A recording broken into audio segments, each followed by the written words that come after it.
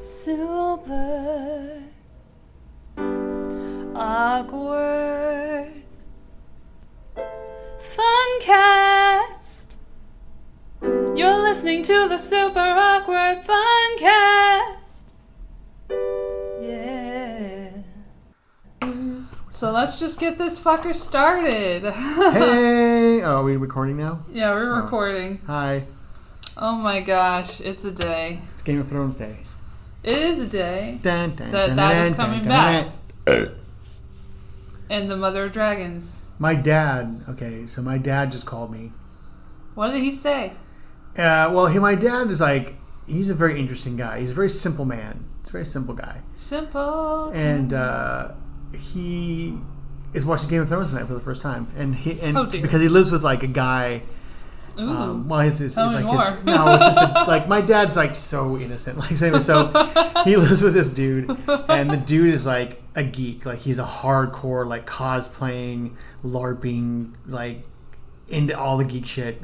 And my dad's never experienced this before. He's never been like, except for me. I'm the probably only geek in his life that he knows. And so he's living with Kevin, this guy geek, and so Kevin's throwing this huge Game of Thrones party tonight. And my dad's like, "You ever watch Game of Thrones? You ever watch this thing? You ever watch Game of Thrones?" I'm like, "Yeah." Well, he doesn't talk like that, but I'm like, "Yeah, I have." He's like, "Oh, you into it? You just kind of into it?" I'm like, "I watched all of them. Like, I know it. I could explain it to you if you need." He's like, "Yeah, Kevin's having a big party tonight, man." Because my dad is like I said, he's a very simple guy. So he lives in the house, and Kevin loves him, and it's like he lets him live there for cheap. And my dad lives in New Mexico, so lets him live there for cheap. My dad insists on like doing the yard work and like keeping the house clean and like doing these domestic duties because that's what my dad has to work all the time. And he does like an important job, and he works with like Alzheimer's patients, like dementia patients, and he does like music therapy. It's really interesting. But anyway, so he's all ready to go, and like his friends are coming over. They're all dressing up and shit, like to watch Game of Thrones. I cannot wait to talk to him next week and see what he thought, because he's not going to understand anything that's happening in this show. I don't know if you heard. What? But speaking of Game of Thrones, the war criminal who shan't be named has come out and compared herself George to Bush? Cersei. Chelsea Manning? Which one? Her mother. No. Her I thought mother? you were going to say Chelsea Clinton. Hillary Clinton. Hillary Clinton, yes. You know, that reminds me. The difference between those two is that I actually care about Cersei and what happens to her. Well, Cersei, she doesn't hide her ambition and hide. If Hillary was just like, "Yeah, I'm a fucking murderer, so watch the fuck out." Like, I'd be cool with that. I'd be like, "Yeah." You could at least respect her. Yeah, I'd be like, "Oh shit, damn, she's a killer, yo." Like, I'd be like, "Yeah, and try to catch me, bitch." It's like, that she pretends not to be. I'd be like, "Yeah, I killed those people, but try and find it, get the evidence." So, too bad, man, too bad. And that's why people like Donald Trump, because he tells what he is. Donald Trump has had to exist. He's He's had to exist in a world with other people like him. And what do you think his chances are at this very right moment? now? 95%. Like there's no it was 100% before. It's only 95% now, because I still think that Elizabeth Warren and Bernie Sanders have a chance to make a dent Bernie, in the army. not her. I think she does. I think she's. Here's why: because her sins are forgivable, and Bernie's sins are forgivable. Kamala Harris and these other Democrats, they haven't really sinned, but they don't they're just not exciting people. So it's Donald Trump is exciting. Well, they have sinned. I mean, the record shows that they have been on the wrong side of history on several issues. Yeah, I guess, but they're also forgivable. Beto works in Texas, so he's gonna do some shit that liberals don't like. Like he's gonna have to do shit that just like Texans want, because he worked for Texas. I wish that dude would just go back to irrelevance. He will. What the fuck?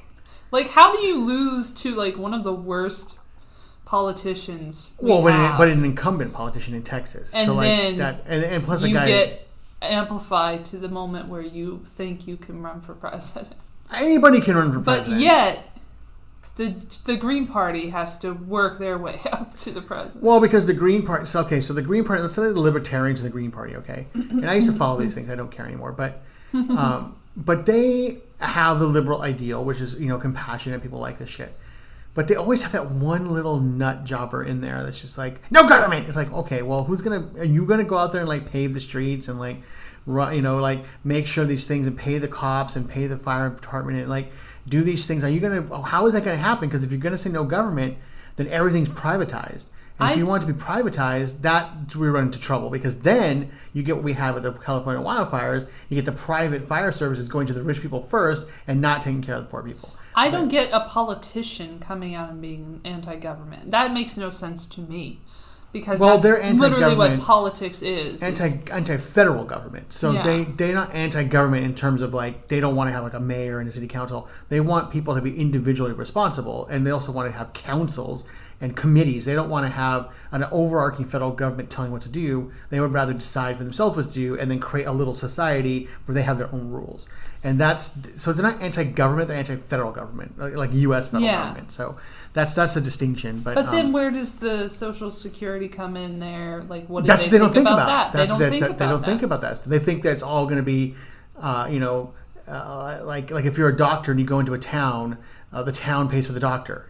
So it's like he getting taken care of by the town and all the stuff they do. That's not going to work. It could, except people don't care, and people aren't like that. So, and that's not the way our society is structured. And we tried that, and there's too many people to support something like that. So that's just whatever.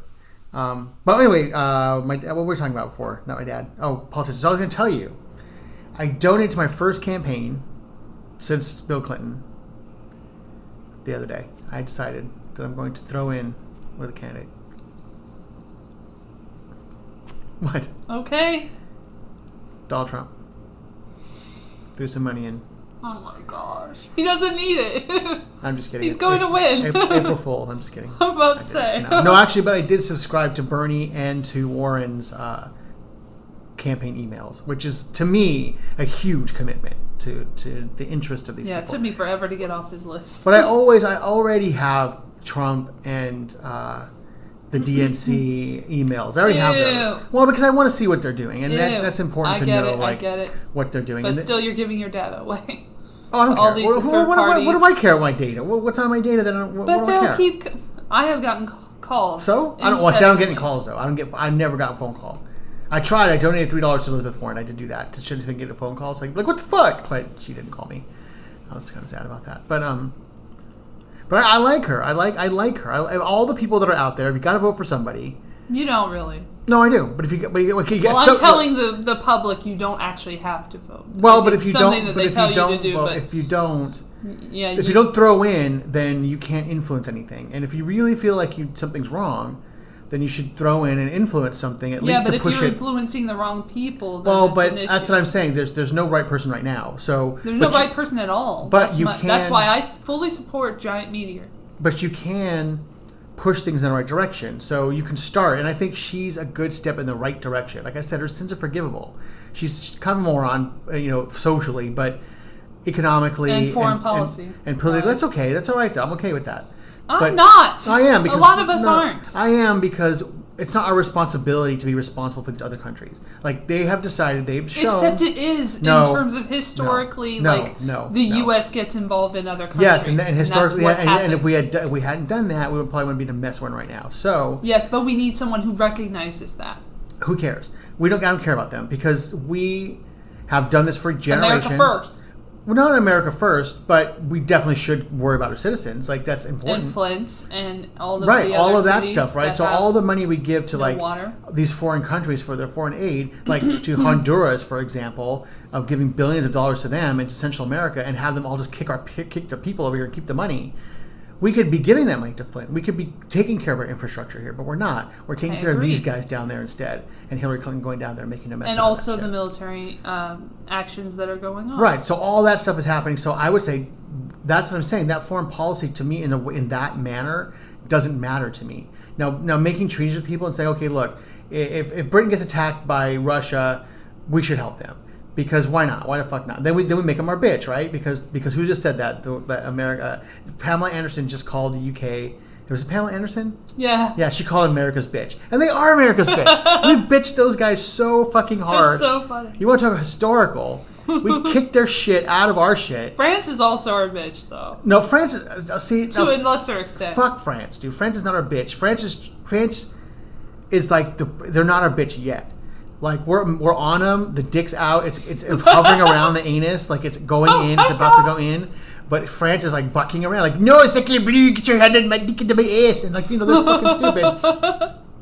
I hate France. Canada is our bitch. Canada, no, Canada. Well, we're all in league. They're all in league with the war in Yemen, so they're all kind of helping each other there. But I think that's going to settle itself once we move away from. Yeah, once they kill everybody. Once we move away from fossil fuels, Yemen. and once someone else takes responsibility for that mess, we'll be out of it. But that's what I was saying. We have like an innate responsibility to get involved in these things.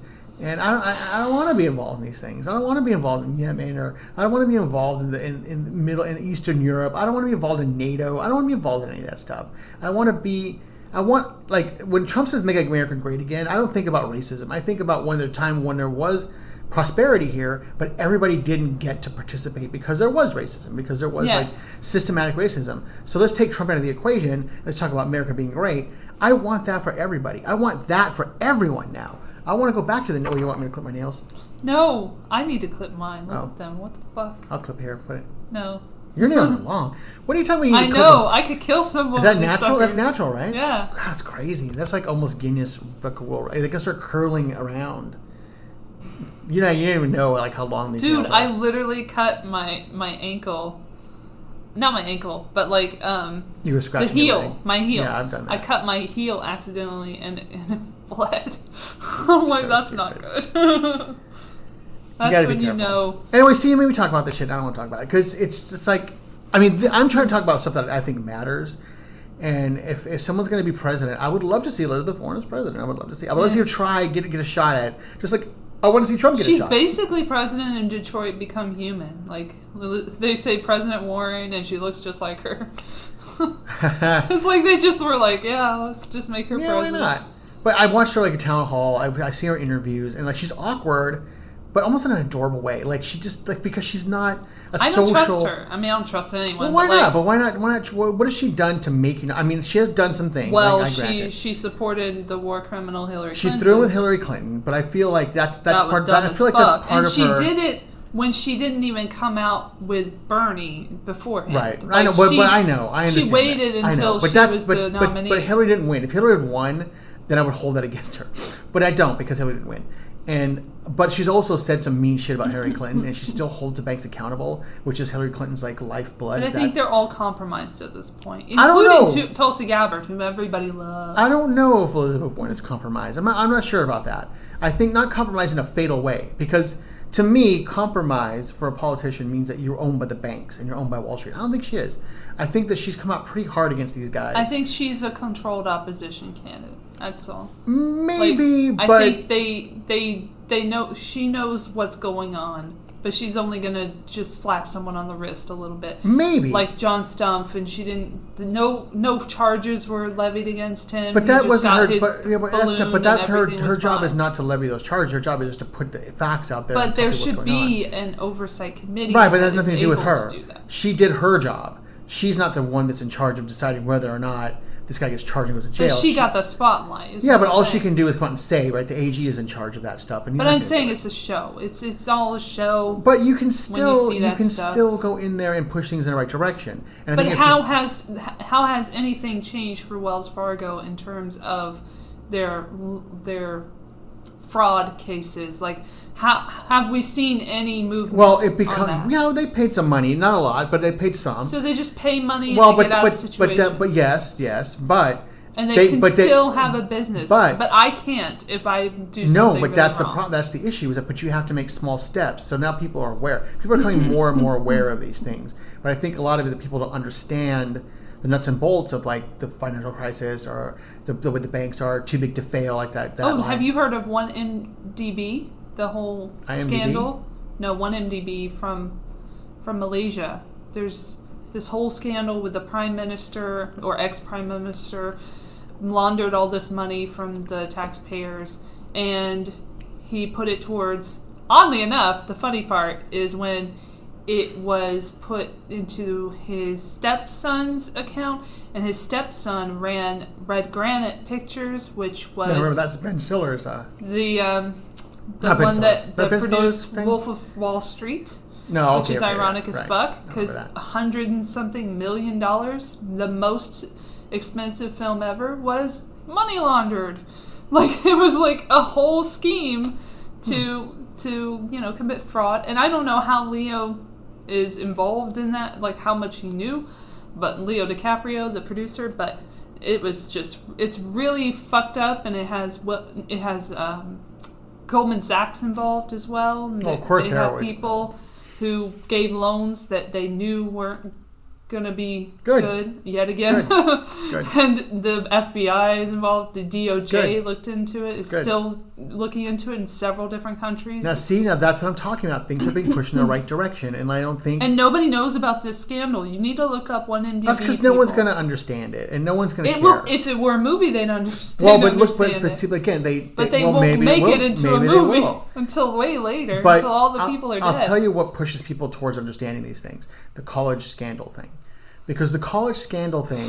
Well, they have their scapegoats, the ladies. Well, but everybody's getting nailed on this, right? They're the high profile things, but that's how you get in there, because what they did was convoluted. I remember I was actually up when that press conference broke, and I started watching it, and they were explaining like how all of this is working, and it's a conspiracy. It's a baby conspiracy. It's actually a conspiracy that really doesn't fucking matter in the long run. Who gives a fuck? But it's also the model for how these 1MDB things happen. Mm-hmm. It's also how these conspiracies work on a bigger level. So people are going to start to understand how these conspiracies work, and they're going to start looking for the real ones, not the ones you watch on YouTube, but the real ones. They're going to start... Excuse you, I watch only... Okay. Harp, what was that? Okay, so... HARPA. Yeah, no, HARP, the weather control. HARP is DARPA. My gosh. I'm going to go deep into your conspiracy. Whatever. I'm let it go. No, I'm saying like... I'm not going to go to where I only look at conspiracies that have facts attached to them. So, but people will understand how these real like global conspiracies are starting to work, and the college scandal isn't the primer for those things. And now they're going to start understanding things like this Malaysia deal you're talking about, and they'll be interested in it because when the trial's going on right now, by the way. When you create the narrative of fucking over rich people, people are going to love it, and that's what they want. So, but you got to give people time, because there's a lot of other things that are happening that divert their attention, and that is not something that's like exciting and sexy. But the way you put it to me, it is kind of sexy. The Red Granite Pictures, the Wolf of Wall Street, the tie-in to Goldman Sachs. Everybody wants to see that happen. Yeah. But there's a lot of people in those organizations. And the wife of the prime minister who got all this jewelry that was... But no one cared about fucking Malaysia. Yeah. Everybody assumes that brown people are corrupt, so no one gives a fuck. Oh my gosh. It's true. I don't. Yeah, they do. If I'm talking about Africa and I say, hey, the Africans are stealing money, you're like, oh yeah, of course they are. Because everybody thinks that. No, I consider every government corrupt. Well, whatever. 100%. If I told you like the Nigerians are running a scam, you'd be like, well, of course. You would hold it less weight if I told you than if I told you they did here. That Britain was running a scam. Like, I know, like the Jussie Smollett. One more shout out to Jussie Smollett, who got off on the charges, like, because of corruption. He didn't get off. It was corruption. That's what I was explaining to my roommate. He was lucky to be in the most corrupt city. No, because he didn't get off. That's the thing. Is his side is painting like he got all the charges. No, dismissed. I'm saying like that he got away with what he got away with at that time, but now things are gonna go a little bit. They're gonna put a civil suit on him, and it's and that's what they did for OJ. OJ got away with what he did too. He was judged innocent by a jury of his peers. Yes, but he still had to pay. Not guilty. Nobody's judged innocent. Just for whatever, not guilty. So he had to still have to pay money to Ron Goldman because he still has this civil suit against him, and that's what's happened to Smollett. Because even though he had these charges dismissed, not dropped, dismissed. Exactly. He still bribed out $10,000. And Kim Fox is at risk too, because she was involved and she was having conversations with wait, who's that again? Chin, what's her name?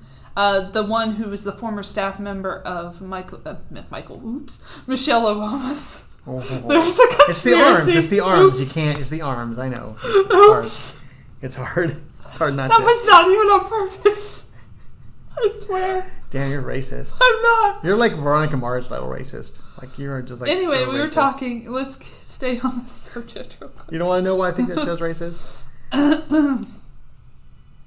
No, let's finish the conversation. Well, hurry up then, Michael Obama. Oh, because there was like collusion with that woman. I can't remember her name. Monica Tina Lewinsky? Chen or something. Tina Chen, maybe. You're talking about people I have no clue about. Anyway, there were text messages that were released of an exchange between a family member of Jussie Smollett and Kim Fox when he was technically the victim in the situation. So it was very iffy, and then she recused herself. But then she didn't really recuse herself, and she's like, I didn't really recuse myself because I didn't do all the paperwork and everything. Like, it's just like, okay. It's a tangled web. Web. But again, it's good primer for people to understand how these things work. And now it's making it so people can't hide. And what's funny is I give credit to the human race a little bit the other day, which is very rare for me. In that people are starting to see through the bullshit. And like I use social media a lot, like at Facebook a lot, social media a lot. And I was reading comments. It was down today. Did you see that? It was not for me. I was using it this morning, but it's been down a lot lately. That's all I'm saying. They had to do upgrades and whatever. So we were talking about Jussie Smollett, and I was like, well, I said people saw through that shit right away. It wasn't even like.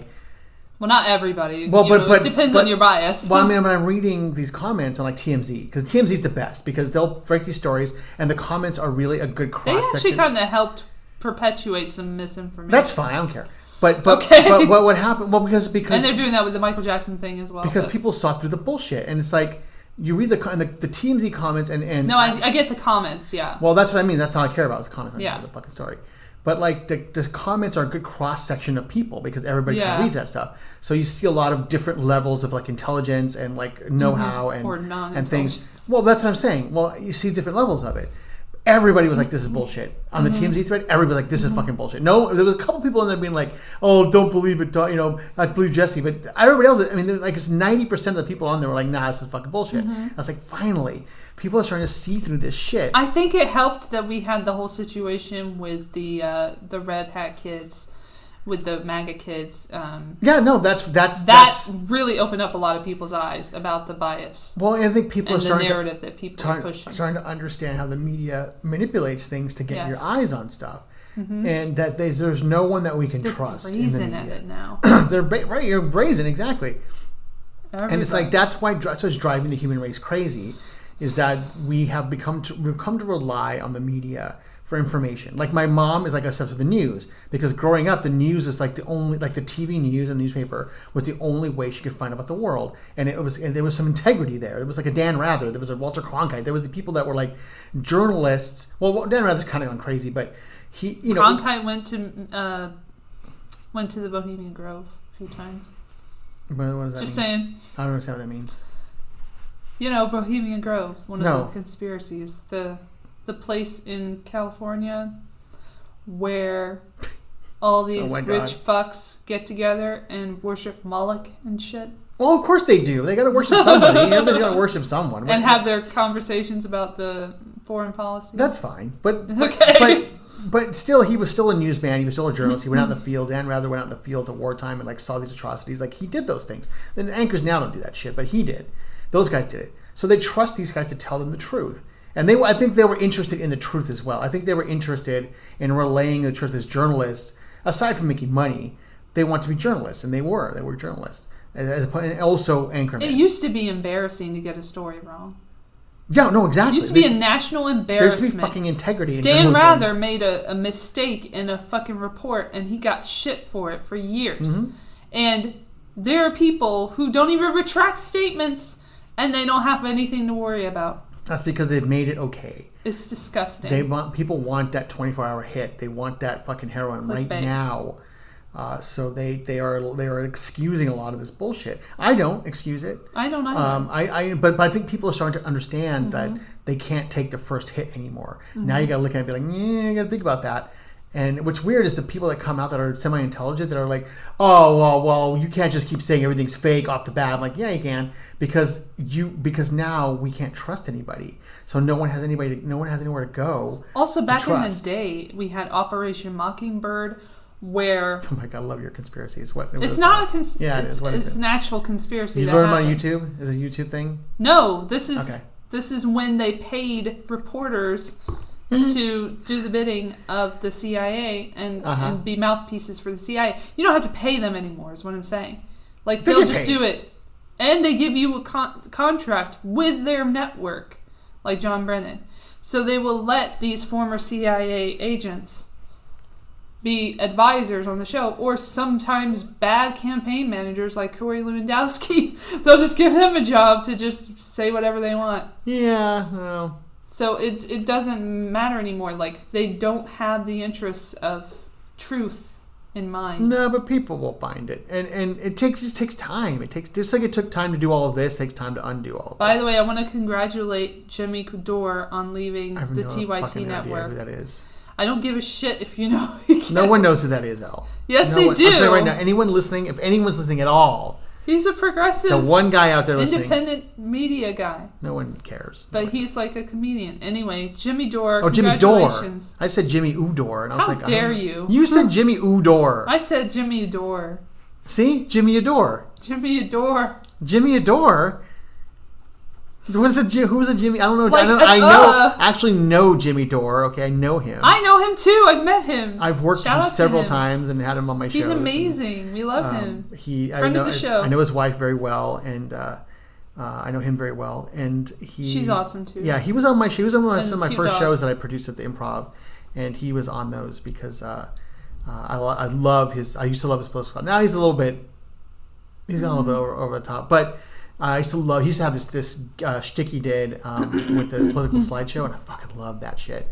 And he just started doing it, and I saw him doing it at this venue. I was like, "Please be on my show and do that, and then be on my panel." And so he did, and we became friends. And like I like him a lot. Like, he's a great guy. He's a likable dude. Have you ever heard David Feldman on KPFK? No. Very similar. I think you really like David Feldman too. Like, if you see that show, it's on KPFK, public radio. I think it's on Thursdays. But what I like about Jimmy is that if he makes a mistake, he admits it, and he he's almost like a politically aware. Who's the guy that does the Conan warm-ups? Jimmy Pardo. Remember? Yeah, that guy. Yeah, he's like I met him too. He's like a politically aware Jimmy Pardo. I like Jimmy. Yeah, and you mentioned in your text to me today, because Elle does a hot sheet for me. If you don't know what a hot sheet is, it's the list of topics for the show. That I can research before I get here. And she talked about the death of comedy. And I thought, okay, so what's killing comedy? Like, I immediately thought about that when you asked me that question. It's like, okay, well, let's think about that. What's the nugget here? What's killing comedy? Cancel culture. No, that's actually pretty funny. What's killing comedy is politics. And the way that people are... Well, I agree, yeah. And the politics of politics, the culture of politics. And this SJW-ness of it all. It's killing comedy. And, like, I literally was watching The Daily Show. I watched a lot of that last week. I can't. Yeah. But I was watching it because it was about Julian Assange, and I have to shout out to Julian Assange right now, and I know you don't fucking care about him, but I really do care about what it represents. It represents that if someone gives you asylum in their embassy, don't act like a fucking asshole until they kick you out. Like, you know what? That's what it comes down to. He acted like an asshole, and Ecuador was like, you know what? We don't want you here anymore. The word of the people that actually housed him and keep him safe in their place, who aren't Correa, they are the new administration. This has been going on for years. They have been complaining about this guy for years about how he's been disrupting things in the embassy, and How would you react to things if you were stuck in a spot? I would, if I was in trouble from Sweden, from the UK, and from the US, from all three governments, and I was in trouble, nobody's saying he's a good person, and someone was like, "Oh, hey, come stay with us." I would be the nicest, most pleasant guest you ever met. I would just be living there. I wouldn't cause any more trouble. I would just be cool. Ecuador, number one. If you go insane, you cannot help that. Well, that's his problem. Then he needs to be he needs to get help. He needs to go in jail and get help. He needs to go into jail. Right. Maybe he'll go into a prison for the criminally insane. Why would he go to jail, though? Just because he was an asshole? You can put assholes in jail now? Because he did illegal things. He knowingly did stuff that he knew was illegal. So did the war criminals. Right, but they'll get theirs. They didn't get theirs. They're still not... They still haven't even... Oh my gosh. It doesn't matter. He fucked up. It does matter. He fucked up. He could have just chilled in Ecuador, the embassy. He could have went to Ecuador and just lived there and just been cool and like just done his thing and like worked on computers with old people. Like, he could have done something awesome. He could have been, okay, you know what? I got caught. I got busted. I'm in trouble. I diddle kids in Sweden. I'm fucking in trouble. He didn't diddle kids in Sweden. Or he raped somebody. Don't say that. You shouldn't say stuff that's not true. He raped somebody. So allegedly, and that was accused like one time. I'm sure he. And it was a while ago. I'm sure he did. And it was dropped. The charges were dropped. No, the charges were dismissed because they couldn't get him. They couldn't extradite him, so he's stuck in the embassy. But now he's fucked. Because now they're all going to go after him because he couldn't keep his fucking hands clean in there and just be cool. Like, if you can't be cool, that's what happens to you. And he knowingly broke the law. It's not like he didn't do it like he's an innocent lamb. A lot of people have broken the law to make a point about society. Well, but he did it with glee, and that's a different thing. He didn't do it. Oh, if he didn't do it and he felt bad about it. No, if he just said, "Look, I did my duty," but here's the thing: he's like, like if that's just egging people on. But he's just an asshole. You just can't put assholes in jail because... I wish you could, though. I'd love to put assholes in jail every day of my life. I'd love to be on the bus and throw 5 people in jail every day. I'm more concerned about the assholes killing people than the assholes exposing them. Well, but this is a start. Again, you push things in the right direction. So you start busting people like this, who are flying to the law, then you start to open up this option to everybody else. And so if this guy's touchable, if this situation is touchable, then you have other people in the future that are going to be touchable too. I know, that's my issue with the whole thing, is like, it's the Alex Jones thing. Like this is the beginning of it. This is the example to use for the precedent that will be when that occurs. Like, this will take care of the First Amendment. This will be the end of the First Amendment. But what he got arrested for has nothing to do with the First Amendment. Yes, it does, because it was literally working on a story. Tell me what the charge is. What is the charge? The charge I know what is the charge conspiracy to hack into a U.S. computer. The hacking charge, the stealing of the passords, not the dissemination literally of information. Him trying to do it and failing to do it. And the Obama administration elected not to use that charge. But not the dissemination of the information. Because they knew it was going to be a hit to the First Amendment. But it's not the dissemination of the information. It's the stealing of the passwords that he's in trouble for. It's not the dissemination of the information. But he didn't actually steal it. He just tried to assist Chelsea with it. He was involved in it, and he benefited from it. So it's not the crime is not the information that he stole. The crime is that he broke the law. It's not, this First Amendment has nothing to do with the charges he's charged with. Zero. Now it does. It may enhance the. You agree with Hillary Clinton on this? It's no. Astounding. I'm looking at the charges. It's astounding. I'm looking at the charges, and I'm saying, okay, he's not getting in trouble for the information he stole. Now that might come up some point later on down the line, but right now he's getting in trouble because he hacked into a government computer. Because he tried to do something and failed at it. He did not succeed at it. And the Obama administration wasn't even able to stick this charge because they knew it was going to be a hit to the First Amendment. Well, because they had to build the case, right? You had to build the case first. They knew they didn't have a case. It's like Jesse Smollett. And they're going to come up with a lot of other shit after this, too, because that's what they do. They pile on their charges. Exactly. That's what you do. That's what they did with Chelsea Manning. When you catch a criminal, that's what you do. When you catch a criminal, who is, by the way, still in prison because she didn't want to... Well, now she should just do it because he's already busted, so she might as well just do it. Because... but she didn't want to do, like, a secret jury thing. The grand jury thing. That's her problem. But it's I don't know. I think if you're gonna and by the way she brought this information to the New York Times and the Washington Post and they said no.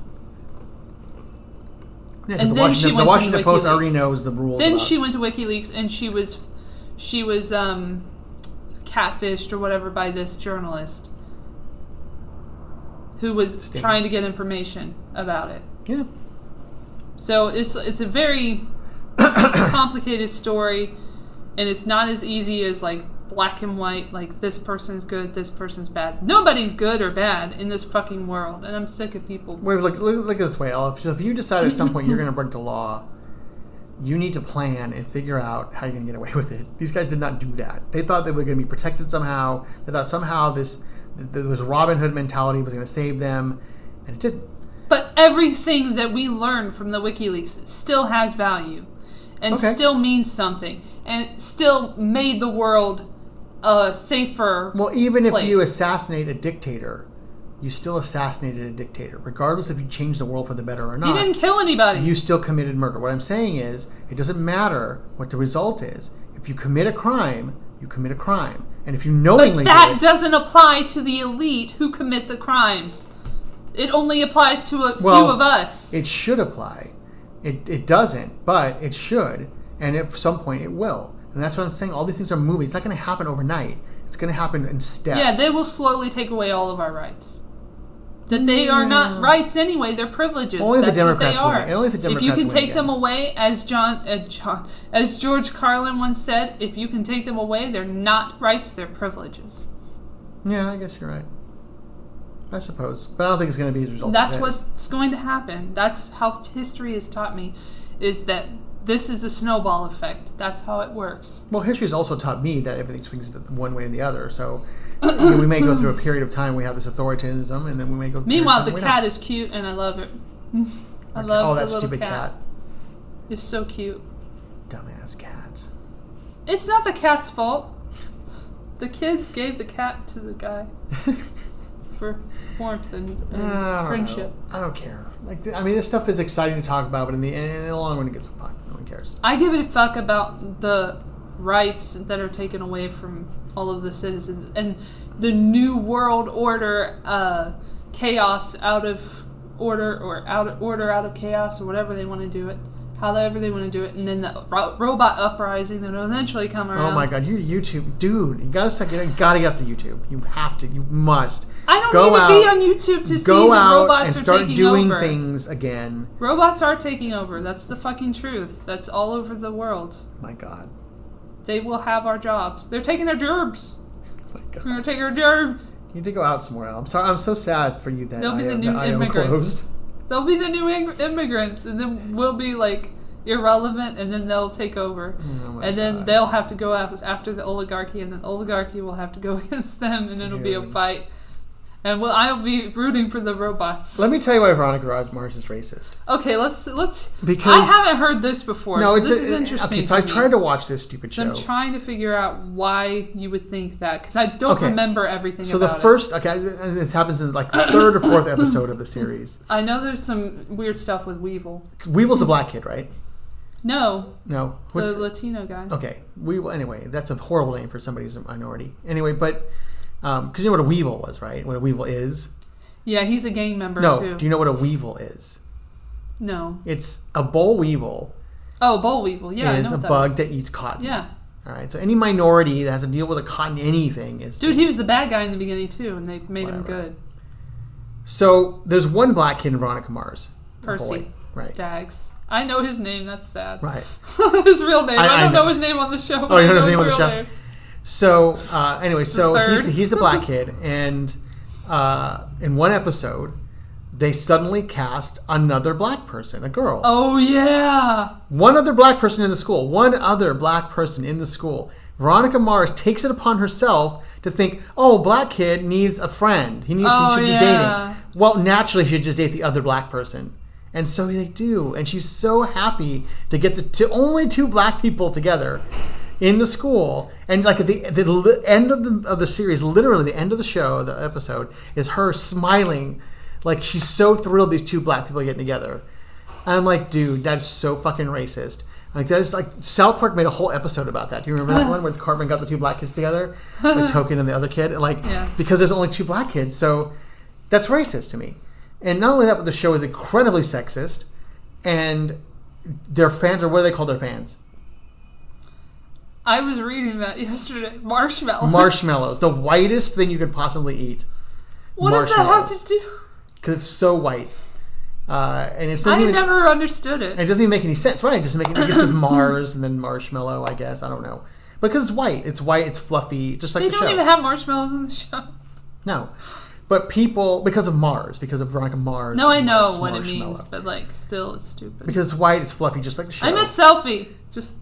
Right, and that was a good show that had an Asian lead, and it had a diverse cast, and you didn't have to pat itself on the back about it. Right. So what bothers me about Veronica Mars is that no one sees this innate racism and sexism in it because it has a female lead, and because people want to be feminist, and because of blah blah blah. But Veronica Mars herself is a very annoying. She's horrible. She's an anti-hero. She's not even an anti-hero. She's a horrible person. Like it's not even. What good does she do? She doesn't do any good at all. She just makes things worse for everybody. And she's not a hero. She's not a hero in any respect, and she's a racist. So it's a terrible, terrible show. What do you think of Buffy? Well, Buffy's a great show. Okay. Buffy's a fantastic show. I know you like Buffy. I think that I've been rewatching some of it. I think that when they reboot, it's gonna benefit from a shorter season. I think if they keep the same writers and stuff. Shit, I totally forgot there was a reboot. But that's okay. That's okay. No, that's all right. You can do that because the story's tellable. It's a tellable story. No. Because it came from a movie anyway, so I don't have a problem with that. Yeah, it's a comic book. Once you're a comic book, reboot whatever the fuck you want. Well, and they did, and the comic book has actually rebooted that whole universe anyway. Yeah, that's retconning. You can retcon. No, they didn't retcon it. They just rebooted it. Like it doesn't even okay. So no, they would be retconning it like now, like yeah, in a movie or a TV show. Well, now they're retconning the TV show's rebooting too. It's not. It's going to be a completely different thing. But, yeah, which I'm fine with because the writers are coming back and Joss is still involved. Like it's cool. Like they're going to have the same creative people involved in it. Yeah, but something like the fucking what is it called? 90210. Like, don't reboot. You already rebooted that. Don't reboot it. Well, but that wasn't a reboot. That was a weird reality offshot show. It, whatever you hybrid, like, meta thing. Like, it was a really whatever the fuck weird... you did with it, you did. And it's over. It's not the same thing. It's not the same kind of property. It's not, but it's a weird idea. And I think it killed Luke Perry. Like, I think the idea of it was like, I can't even handle that. I'm having a stroke. Yeah, maybe. Like, it's such a strange concept, but I'm like, whatever. We love you, Luke Perry. Yeah.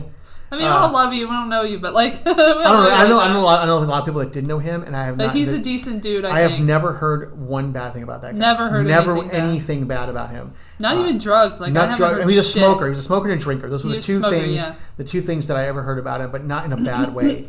Yeah, but he never let anything get in the way of his work, and I appreciate that. No, and he was always friendly to people, and that's and like I said, I know maybe 5 or 6 people that worked with him, and they know people. And they all just love him. And they're like, I've never seen him throw a tantrum or be mean or be gruff with him. He's always on time. He's always doing his job. He just smokes a lot of cigarettes. Yeah. But that wasn't even what killed him. It was just like he just died from like a thing. Like it wasn't even like... Yeah. It was really weird. Sorry. That's okay. But Buffy's good. And there's a comic book series out right now. So Buffy the Vampire Slayer comic book started in Dark Horse Comics. It's one publisher. Yeah. It finished its run there. It did 3 more seasons in a comic book form. Which I have no idea where that's at. Like the last time I checked, fucking Dawn was a giant. Dawn was a giant and a centaur. She turned into a centaur and a giant. Spike was in it. Spike was in a spaceship with alien insects. It was really weird. Angel was in it a little bit. Angel was another villain called Twilight when he... It was really... actually, that Angel story was pretty interesting. I love Angel better. Yeah, and you would like that Twilight story. It's really good. And then it ended. So because it changed publishers to Boom Publishing, which is another comic book company. Boom. So Boom decided we're going to keep the original characters and the likenesses and stuff. We're going to change the whole shit up. Like we're not even going to. We're going to just get rid of the old series and just make a whole new Buffy thing. I mean, with the same characters. Sure. Like they do that with Spider-Man all the time. And we'll see. Spider-Man's origin stays the same, even if you like Uncle Ben still dies. Catwoman's still sitting in a Kyle. Like it's still that kind of thing. But the Buffy comic, I have to say, the Boom one is really good, and because it's written the same way. It's the characters you like. Everything's good. They change a little bit of the stories, like the way the characters are and how they interact with each other, and some of the characters' roles they play. But it's definitely Buffy, and it's really good. And that's why I have hopes with the reboot because a lot of people are involved in that. And I think they're going to shorten it down to 10 episodes, which is great because I think Buffy's big problem was that it was 24 episodes. And there's so much filler there that you get a lot of crap. But if they had 12 episodes, it would have been one of the greatest shows of all time, but it would have been a fucking mega hit everywhere. It would have been a network hit probably. Fox probably would have kept it. So they are put it on there with the other Joss shows. But so I think when they go down to 10 episodes or 12 episodes, it's going to really rock. So I'm looking forward to it. I'm looking forward to seeing this new version of it because I'm excited. I like the character. I like the idea. I think they blew it in the last season, making everybody a Slayer. Like that just kind of destroyed. That was horrible. But the comic books picked it up in a good way and like made it work because those comic books are canon. So I feel like Faith wasn't given the credit that she deserved either. Like she in her character, she's my favorite. She didn't get as much play as I thought she would. But in the comic, she gets her own series. Her and Angel get their own series, and they do their own thing. And it's really well written. It's well drawn. I recommend any of those. She really revitalized the show when she came on. I agrre. I like Kindred. Kindred the Vampire Slayer. I like her. And Wesley. Oh, we love Wesley. I just saw Wesley in the show. I just saw Wesley in... He's in... Oh, shit. I just saw him in something else. Oh, he's in Sabrina. I called him a couple of times for my fundraising job. Alexis Denisoff? Yeah, Alexis. And I got Allison one time, I think. I met her in an elevator once. And I have to say, I don't crush on a lot of celebrities. Like, that's... It's not really my thing. I've worked around celebrities a lot in life, and I just don't. Yeah, me neither. I just don't.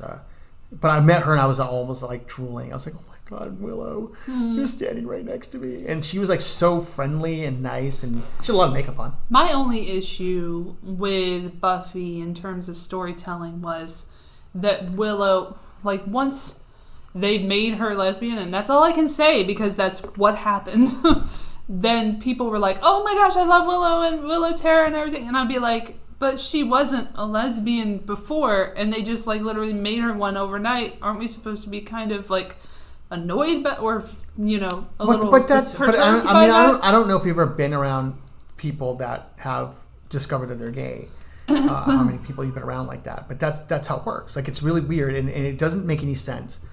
But one day they come up to you and there's like, you know what, I like dudes or I like girls. Like it's just not, and you wouldn't even know from before because they dated guys. But the thing is, they had such a big thing with the Oz story, right? But that relationship didn't work because they both wanted something that they couldn't give each other. That's the seed of it, because she wasn't able to really be in love with him. She just liked the idea of Oz, and he had no. But then they brought him back later. Yeah, when she was with Tara. But he had no way to commit, and then the werewolf thing, like, I think it would have made more sense thematically if they had made her bisexual, and I would have been on board. She may have been, but because they just kind of threw that out there, like, oh, she's a lesbian. Like, I'm pretty sure she's not. But okay. It also could be interpreted kind of wishy-washy too. So you got to make a choice. And that's what happened. And she also like a teenager. She also like and you can make a choice, but I'm saying like it shouldn't have been a definite, But that's how it works. Thing. That's how it works with people. Like you make the choice, and she committed to the choice. She became this person and realized, hey, I like girls. And you have to also give credit in a way that because of when the show took place, you really can't have the nuanced relationship that you want in that way. Now, maybe you could now. You couldn't then because people already had to digest the fact that she was a lesbian. Like, digesting the fact she's bisexual, it was probably even harder to digest than the fact she's just a lesbian. I don't think so. I think so. I think we had seen, like, something like that before. But not in a show like that. Not in a CW teenage PD Bopper show. Have you ever had a relationship like that? Where you have the two in a sexual relationship with each other, in a pretty graphic for TV sexual relationship for each other, especially at the end of the last few seasons. By the way, I was not a fan of Tara. I'm just one of those people who didn't take to her. Yeah, and she kind of fucked up too because she was an asshole, the actress, and blew it on the show. Yeah. But and she's actually really nice. Emma Benson, I met her a few times too, and I knew her boyfriend, who is actually Warren on the show, which is really weird. And I found that out, and I was like, oh, you're dating Warren? I don't remember Warren. Warren's the guy that shoots her in the show. Like, he's the asshole that comes in the backyard and like shoots at Buffy and then misses and shoots Tara to the window and kills her. And he's like the leader of the trio. Like, there's the three guys, him, Andrew Blank, and remember Glory and how much we hated her? I like Glory. that's actually what my favorite season is, the Glory season. I hated her because I just love the villain. She's so weird and but she was fun. Like, there's a reason I hated her because she was good at acting. But no. Still. She was just so fun and weird, and I really liked the little lackey she had, and that's the Dawn season too, which is interesting. Oh my god! Because everybody hated Dawn, but I like Dawn because it was such a weird intro, and it's almost like that because I was talking about this with a lady the other day. Oh, I can't remember. Was there like an alternate reality thing there? I can't remember. In what context? Between. Regarding Dawn. That makes no sense. Well, no, good. Okay, no, Dawn. How the fuck does she exist again? So Dawn was actually a key. Was actually a mystical key. Oh, yeah, she's a key. Oh, was the whole crux of that season. So weird. So the monks that guarded this power made her into this person and inserted all these false memories into Buffy and her friends to make it as if she'd always existed. So that's why when the season started, she had a sister all of a sudden. It was great because it created all this hubbub. Right, created all of this fucking shit. That had never been done before, I would say. And then they explained it, and it made perfect sense by the end. You remember Dracula when he came in? What the fuck? And these episodes are so crazy. I love Dracula. I love that one because Xander gets under his thrall, becomes Renfield, and it's just so funny, dude. Hilarious. It's so weird. And he makes a return in the comic books. Dracula does, and it's a pretty good one too. He's a good actor, that guy. Yeah, Rudolph something. It's a good show. It's solid. I was at a party the other night, and I was talking to this girl about Buffy, and I was talking about how this show, how it works, and it's like even the stupid episodes, the filler episodes. Hush! I just remembered Hush. Classic episode. Such great horror. They finally mastered horror in that episode. Well, I think it took them a while to master horror. I think it was written by somebody that was like a horror person, I think. They did a really great job. Even though I really missed Angel in it, and I was like, oh, I wish Angel was in this episode. But we were talking about Buffy in the filler episodes, and I was like, that was the big problem, they had so much filler to do. Oh, yeah. I said, but even those filler episodes, that's the brilliance of Joss, is that he knows TV. So when you make a filler episode, like, for example, the musical episode, which to me is a filler.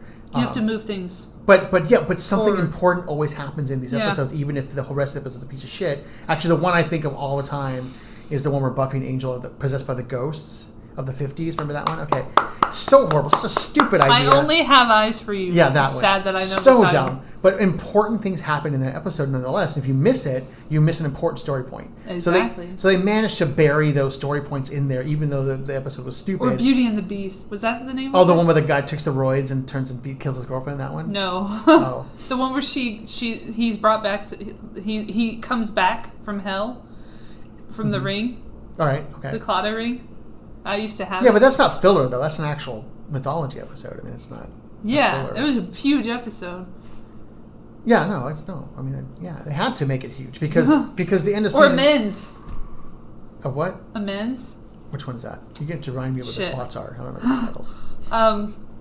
Where she sees Angel and he makes it... He finally, like, apologizes for being jealous and everything, and, like, they have a nice moment in the snow. And they hold hands. Is that the one where he has to haunted by the ghosts or whatever? That's not that one, is it? No. The Christmas one? Oh, maybe. I don't know. I hate that one. No, I don't know. It's Amends. Well, I mean, but because they didn't even know that they were going to get season 3. And season 3 is actually my overall favorite season. I don't remember. Season 3 is the Faith season. Faith and the mayor and like the... I love the mayor. I love that season. The mayor was the best! It's the best season. I mean, I like Glory's my favorite villain, but I love the mayor season. The mayor was awesome. He's so funny with his The actor's so great, and like Faith's in it, and like it's such a great season because they really felt their stride there. Because for a minute you kind of won Xander with Faith, but then that was like out the door. Oh, but because once it's the way she rapes him is so like amusing yet sad. And it's just like, oh, well, whatever. Like, no one cares that Xander got raped, but it's okay. Like, it's cool. It's sad, like, yeah. But it's cool because he, like... Because if it were the other way around, everybody'd be up in arms. Well, he would never, but he would never, that character would never, ever do that. I mean, Nicholas Brendan might do it, but Xander would not do it. If somebody kind of drunken rage, you would probably just rape him. Oh, shit. But we don't know this. We're just speculating. It could be his brother. I don't know. But he could blame his brother. The end of season 2 Buffy, is so dramatic, and made that to me. The end of season 2 Buffy, cements that show. That was The Becoming, right? Yeah, where she kills him. Isn't it sad that I know all the titles? It's okay. Well, I still remember the titles. I mean, if you mention the plot, I know everything about that show. The Becoming 2. Yeah, I don't remember the titles. With the song, I do remember those 2 titles, but with the song by Sarah McLachlan playing at the end. Eyes of an angel. No, not that one. No. That would have been funny though. No, it was like Full of Grace or something. I forget what it was called. Yeah, who cares? But it made that show really great. That made the show great. That was because it's like it made the show great, and I think it guaranteed them a season 3. And with season 3, they just had fun. It was like this. They're probably thinking this is our last season. Once she's out of high school, we're not going to have anything else to do. We're going to blow it out. And they blew it out in that season. Reminds me, what are they going to do with Riverdale after high school? That's going to be so stupid. I don't know. How are they going to make that work? I don't watch that show. Heather watched that show. My roommate, she watched that show. It's a shit show right now, but like sometimes it's good and sometimes it's bad, and you're like, I have no idea. Was Dawson's Creek like this? Like, I think to myself, like, was it always like this? You're going into a realm I can't follow into. Gossip Girl was kind of like this. I know that I came back and forth with that, but like any of those kind of shows. I don't know. Like, what is the deal with this show right now? I don't know. I don't watch any of those kind of shows. Luke was the best part of it. Well, he's dead now. Like his character. I like gone. Sabrina. I like the Chilling Adventures of Sabrina. I hate that. That's a really. Good honestly, I'm not gonna lie. Season 2 or whatever the fuck season that is sucks ass. I hate it. How does it suck ass? I think it's great. Different strokes for different folks, but I skipped a lot of them. Why? Well, you skip everything anyway. You don't. Dude, I cared about Ambrose, and then they got rid of Luke, and I was like, I don't care anymore. Like, why would you just get rid of him all of a sudden and just like, and then put him with the girl Prudence, fuck off. He's not with her. They're just gonna go fight evil together. Well, didn't they kiss though? No. I thought they had an intimate moment, but they didn't kiss. They were just like bonding. But he was talking about having an orgy and shit again. Yeah, but without Luke, with Nicholas Scratch, which is not cool. That was a good season. I thought they really stepped it up. And I hate her, and I don't hate everybody, but the Susie storyline is like, I do not understand. I will never understand how someone can just come out and say, call me this, and then that's who you are, and then there's no other further discussion, and then you just decide what you want to be called. Because they don't have time for that. It's not the Susie show. They just used to move the shit along. Like they should have done. They use it a lot. They should have done it in the first season, and they didn't. but that's what I like about it is that you know this is coming. And also, I know that she's probably going to end up with that guy. What guy? That is bullying Susie. Didn't he die? Or Theo, whatever their name is. I thought he died. I don't know. I think he I don't know who's dead or alive. Except the devil, he's around, and that other guy. What's the other guy's name? The principal? No, the guy with the horns. Does he have horns? I don't know, but he was red. He was wearing red. What's that guy's name? Was he Lucifer, right? Lucifer came. Yeah, Lucifer turned into a guy. Like he came from the goat and he turned to a guy. And then he was imprisoned in the body. How is this not satanic? I mean... Oh, no, it's fucking satanic. By the way, the comic was not this satanic. No, the new comic is like It is not. The Chilling Adventures of Sabrina comic is definitely satanic. But it's like, this is... But that's what I love about it, because this show's just the elites watch this shit. I don't watch yeah, they do. Shit. This show is how horribly satanic, and that's what I love about it, because they're like, it's fuck propaganda. You, hail Satan. Yes, it is. Care. And that's what I love about it.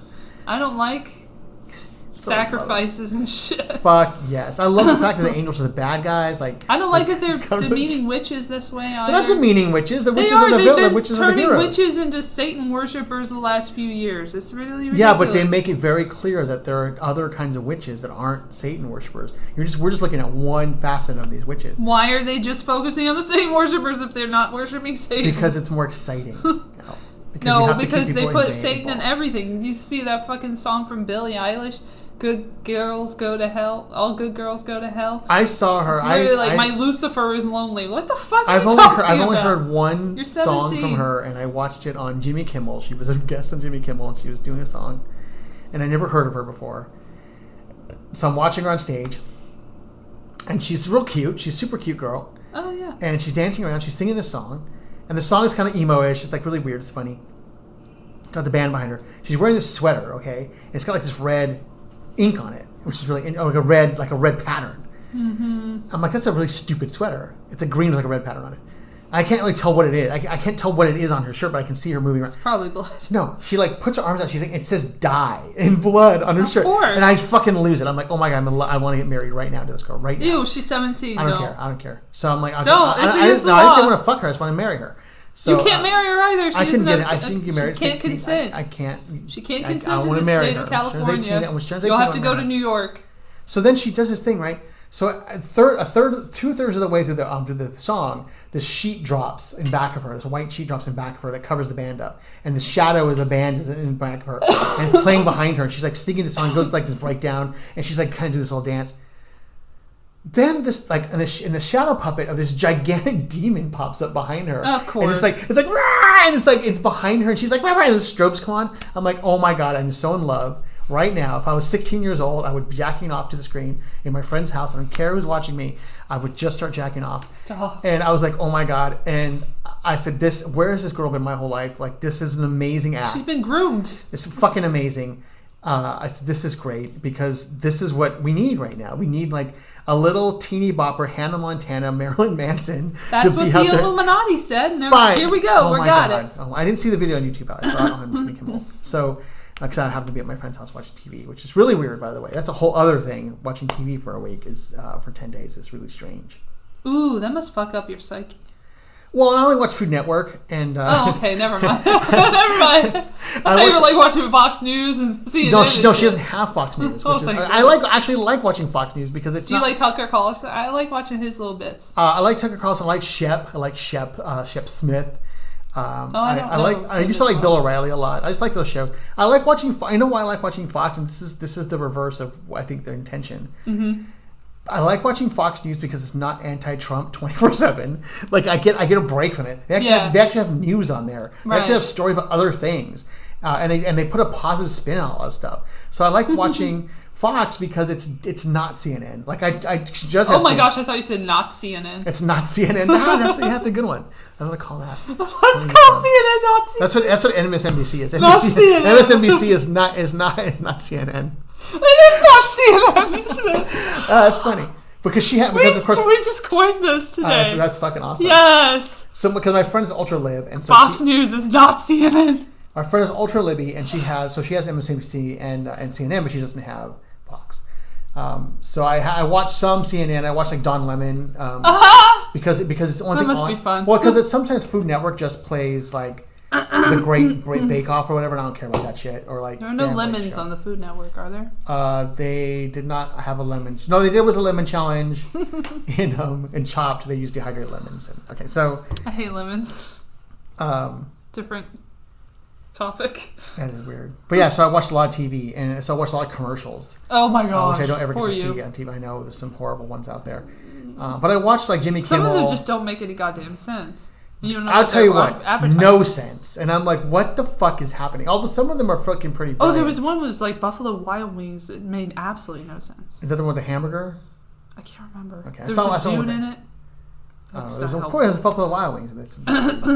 But it was something to do with like a specific kind of like narrative that they were pushing. I can't remember what it was. No, I watched a lot of Comedy Central because I watched The Office. There's like a lot of Office on there, and I watched Daily Show because it's just the only thing on at that point at that time.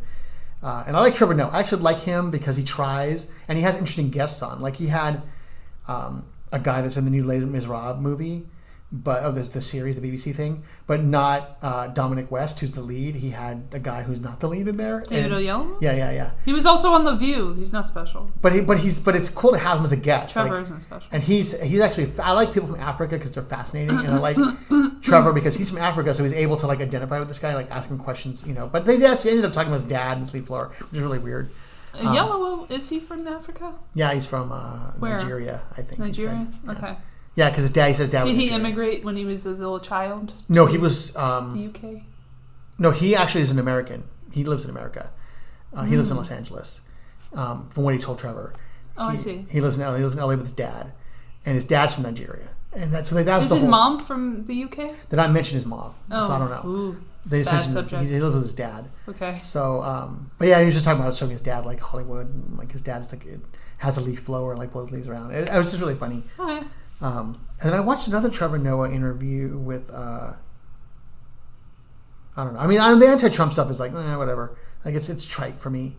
But sometimes it's also easy. It's also lazy. Well, that's what I'm saying. It's lazy. But he did have some anti-Democrat stuff on there too, which was kind of funny. And I wish I remember what it was because it was pretty good. I did see something about that. It was pretty good. I did a troll thing where what? I went on the Twitter and on his Twitter, on the Daily Show Twitter, because I was looking at the Julian Assange thing, and then he said like Oprah, do you still want to be president or some shit in this interview, and I said, would she have Harvey Weinstein be her VP? Leave Oprah. I will never leave her alone. She's stupid. She leaves a dead man alone. I'll leave her alone. What dead man? Michael Jackson. Oh yeah, no, I'm pissed off about that because it's all lies. That was bad. I love the guys came out was like the guy came out. The director's like, maybe I fucked up. Yeah, I remember like the train station thing. He had nothing. He was like, it was until they were 17. And then he's like, shit, but that's not what they say in the documentary. Oh, shit. Just don't say anything. Don't say anything anymore. And they didn't. They buried it. But because again, the public saw through the bullshit on that. Mm-hmm. And you read every comment on everything, and people are like, no. We've been through this before. Yeah, we don't. We like, sorry. If you can say Hillary Clinton sat through all this trial and all this investigation and got away with it, then you can say the same thing with Michael Jackson. The same logic applies. He went 10 through years of spying from the FBI. Spying, investigated, looked at his penis. He went on TV and humiliated himself. And it was never shown that the penis was matched up to the drawing. Right, and so he went through a lot to prove himself innocent or not guilty, as you would say, and so I feel like he's, it's just, That was going to be my April Fool's joke to you. My April Fool's joke is going to be like, because I'm a Jehovah's Witness, or I was Jehovah's Witness, and so I was going to say, I did actually know Michael Jackson when I was a kid, and we all got invited to his house, and he was just a boy at the time, but I was going to make a whole thing up. I didn't do that because I'm not. Why? Because I don't believe in any of it, and I think, like you were saying, like, leave them alone. Like, these guys. Also, go after live people. Go after live people, exactly. Through the courts. Do everything through the fucking courts, people. Exactly. Go through the courts. Stop going on social media accusing people of shit. Well, that's what I'm saying. Like, there needs to be some. That's an allegation. Well, there needs to be some new rules made up. And it's hard to do these rules because you run into First Amendment issues.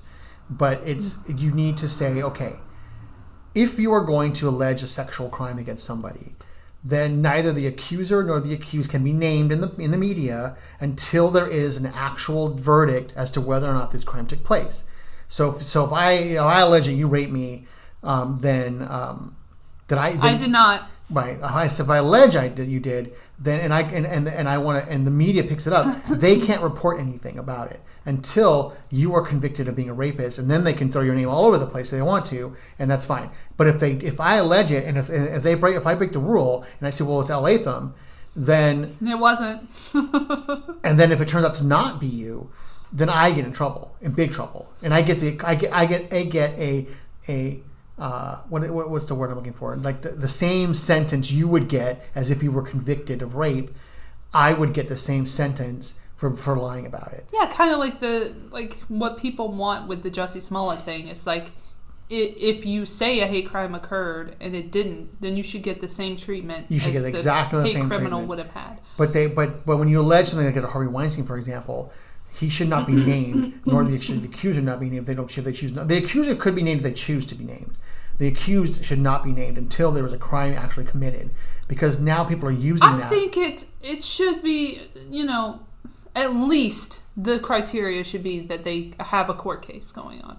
At least. No, you can't do that either. Because you can still leverage that against money and their career, and you still destroy somebody even with just that.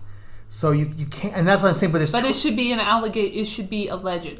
Not even alleged. No, because they say alleged now, and it doesn't work. It doesn't matter. You can allege shit, and it doesn't matter. In the eyes of the public, they're guilty. Now that's changing because again, people are seeing. But the thing is, they've fucked themselves up with that. The left or the fake left, whatever the fuck they want to be right now. But the people who were like, I believe this person because they said this shit happened 30 years ago. I.e., the whole.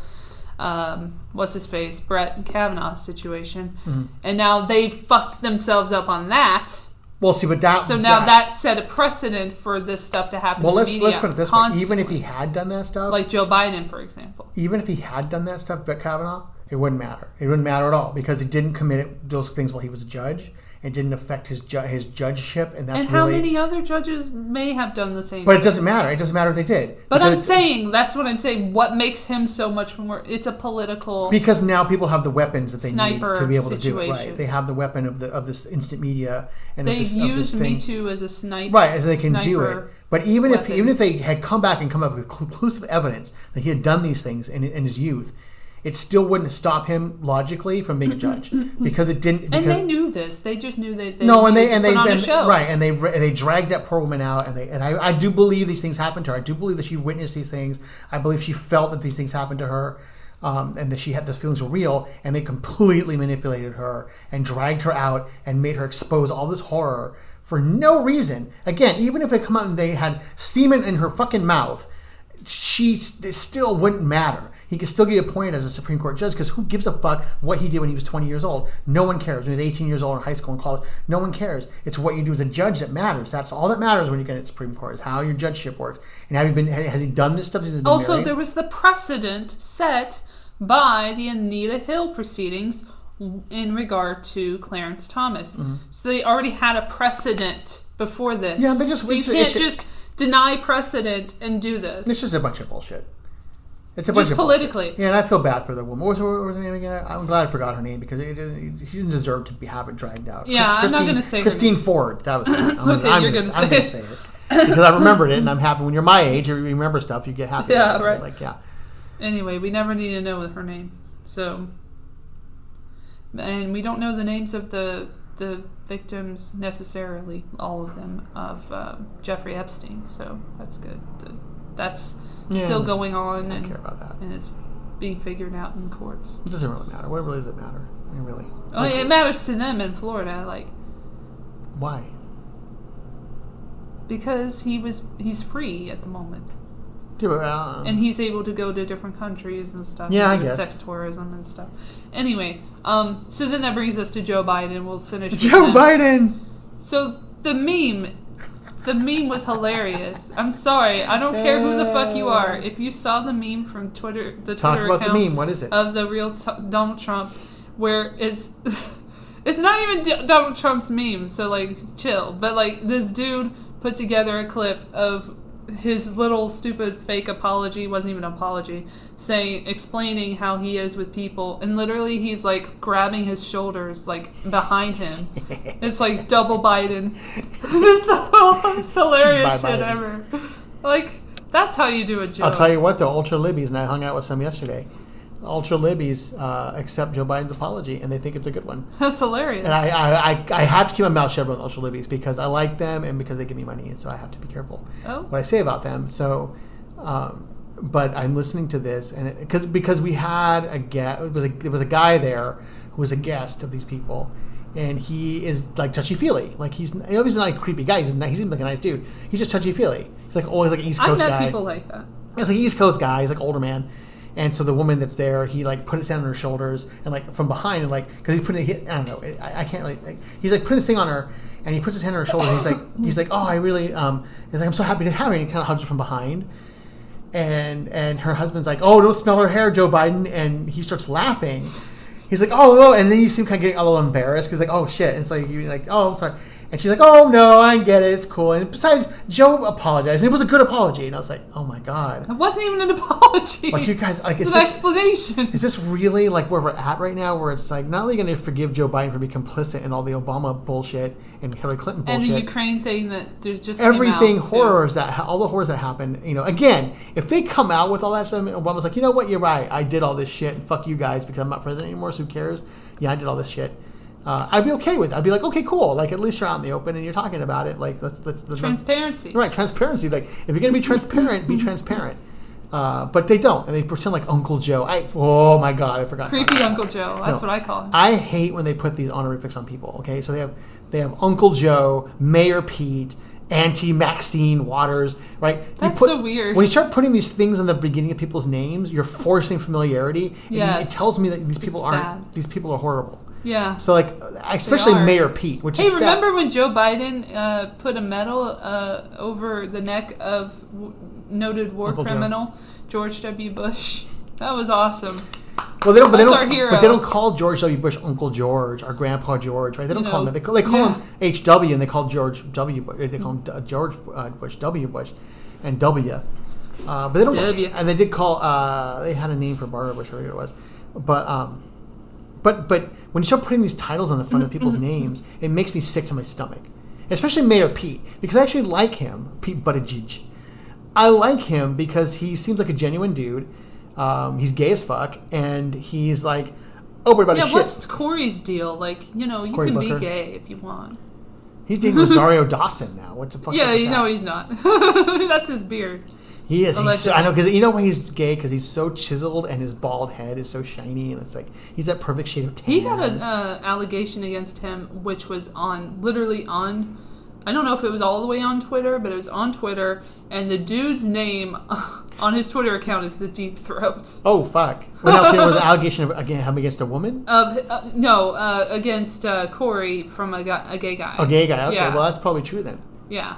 Actually, in the Capitol. I would say that bathroom. I don't have a problem with that kind of shit because what the fuck? Who cares? Like I actually feel worse that gay politicians have to hide the fact they're gay. That makes me kind of sad. I feel that way about like all of them, including the celebrities. Like, who gives a shit? Nobody really gives a shit. It's just the people who own you who give a shit. And I actually wouldn't care if Cory Booker had a relationship with a guy in a bathroom because he's never come out against gay people. So I don't care about that. It's when the Republicans come out against gay people and then you catch them in an airport bathroom with a gay dude. And it's like, but you're something gay. to be said, like, being yourself. No, absolutely. And plus the Republicans, I give them kind of a pass because the Republican guys, when they come out against gays, they're not coming out against gays because they hate gays. They're coming out against gays because they want to keep their jobs and because their contingency hates gays. And they have to... It's the same thing with the ones who get abortions for their daughters and shit. Right, because they don't want anyone else to get an abortion. Well, no, because the people that they serve don't want abortions. So they have to fall in this line. I know, they have to fall in line and do what the... And if they don't, someone else will. So they and to me, it's just going to get a whole other can of worms, but... To me, things like an abortion issues... Let's not get into it. Right. It's just not an important thing. So it's like... It's not on this episode, anyway. Yeah, it's just not important. But, I did have something for you, though. A controversial thing. What was it? It was, You always said it was Veronica Mars was racist. No. It was a controversial solution to something. Anyway, the Ilhan Omar thing. Oh, yeah. I wanted to say about the Joe Biden thing is that the reason that people are having so much fun with this specific one is that there is video of him being super fucking creepy with children. Creepy. With children. Yeah, I saw the little girl. Like, literally in the span of 12 minutes, like, it's live. And I'm like, I can't believe this is live. Like, there's no edit or anything. And I'm like, he just did this for 12 minutes straight and nobody cared. And I'm not even for, like, calling guys creepy because they're weird. There's literally a zoom in from the camera guy onto a girl's face who's like, please don't touch me. Touch me. No, it's so Asian weird. One. It's so weird, man. So bad. But the Ilhan Omar thing. Okay, so, and I already told you before, I think it's a bunch of bullshit with her because... Another distraction, which is including 9/11, which is going to spread more lies. This about new 9/11. thing is just stupid, but we all know who the somebodies were who did something that day. Yeah, and they weren't Middle Eastern, and it had nothing to do with them being Muslim. It had everything to do with them being Saudis, and also with money and everything else. But Saudi funded it.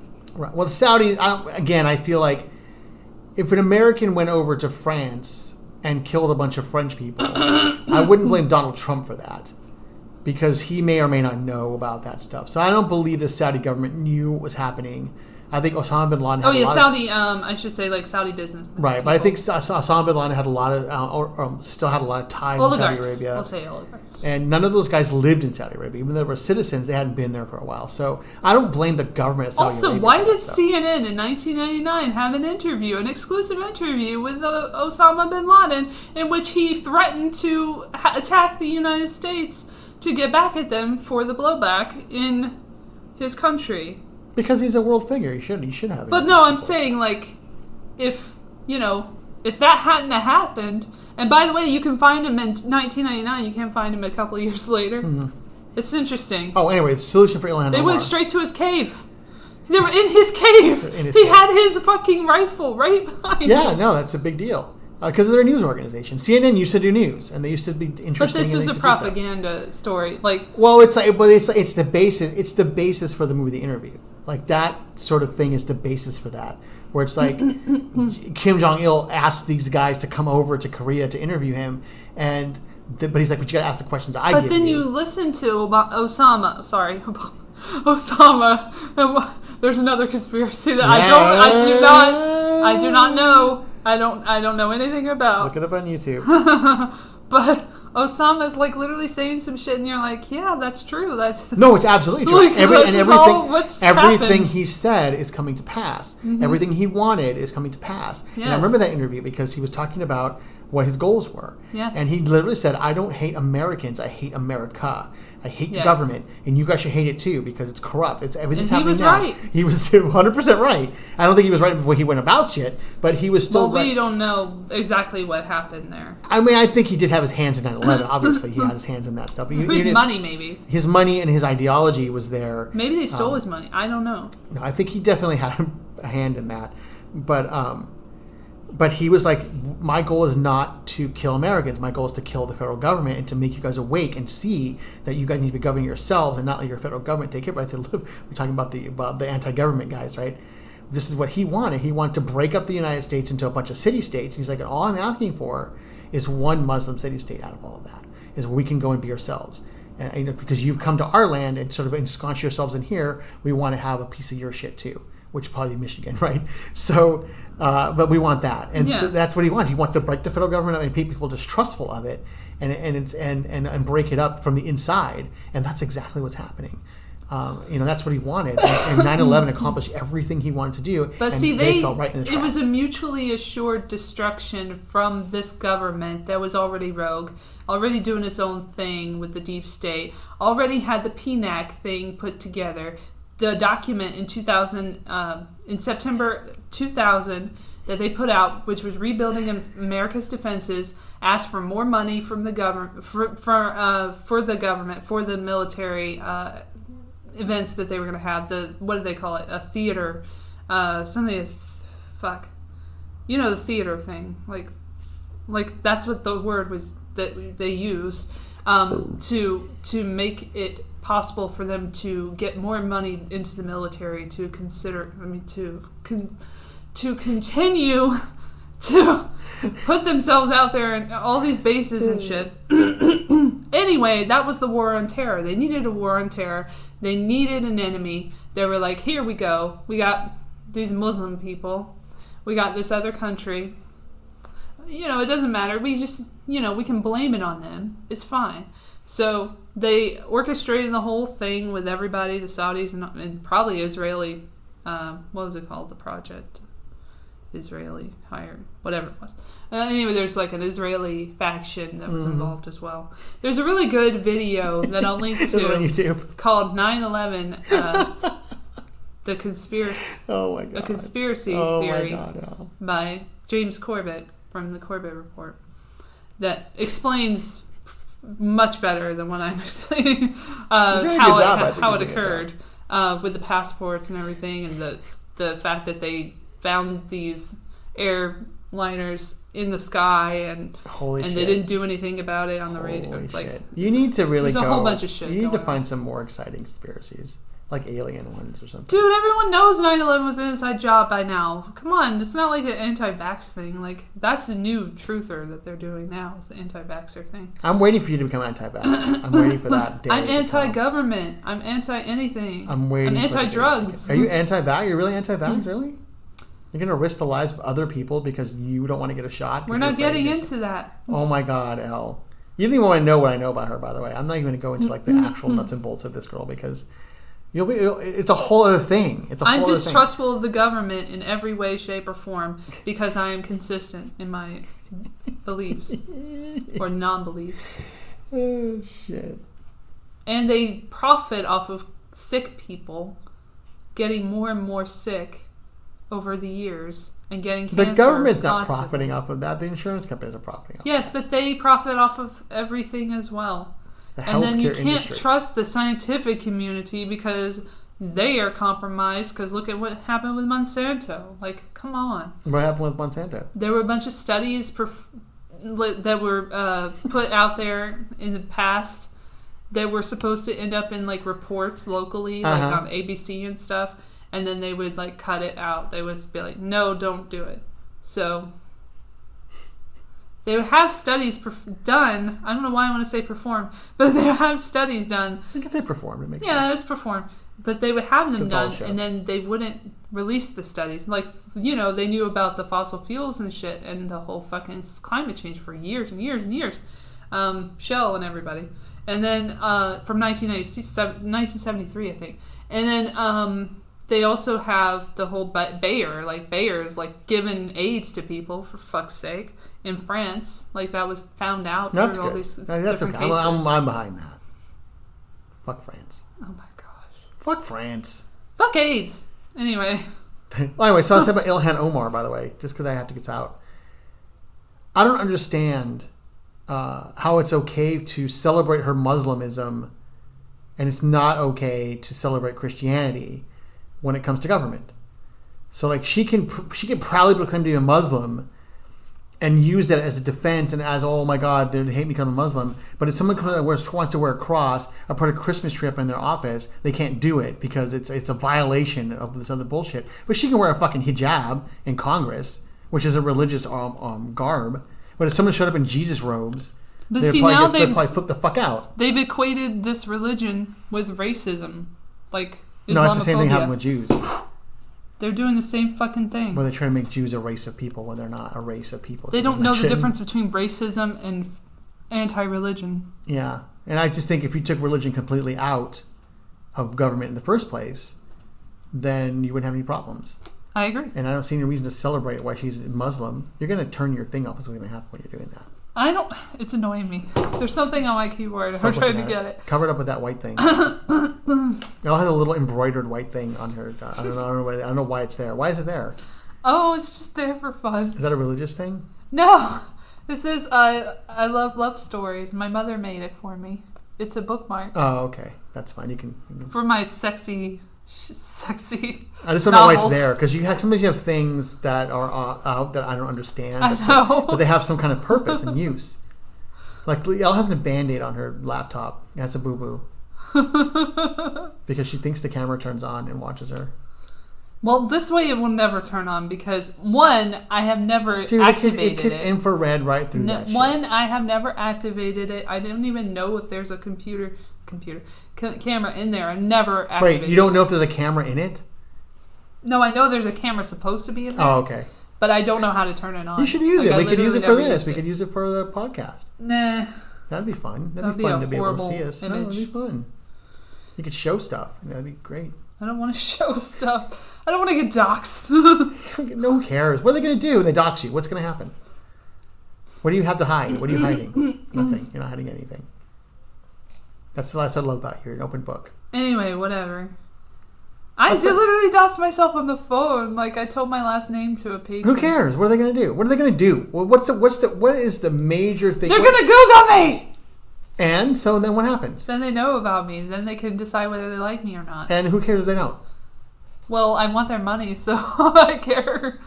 Well, I guess I could see that. So I was a little like, I hope he doesn't find my podcast and get all upset or like in my politics and shit. Yeah, well, whatever. But I don't really have politics. People don't understand.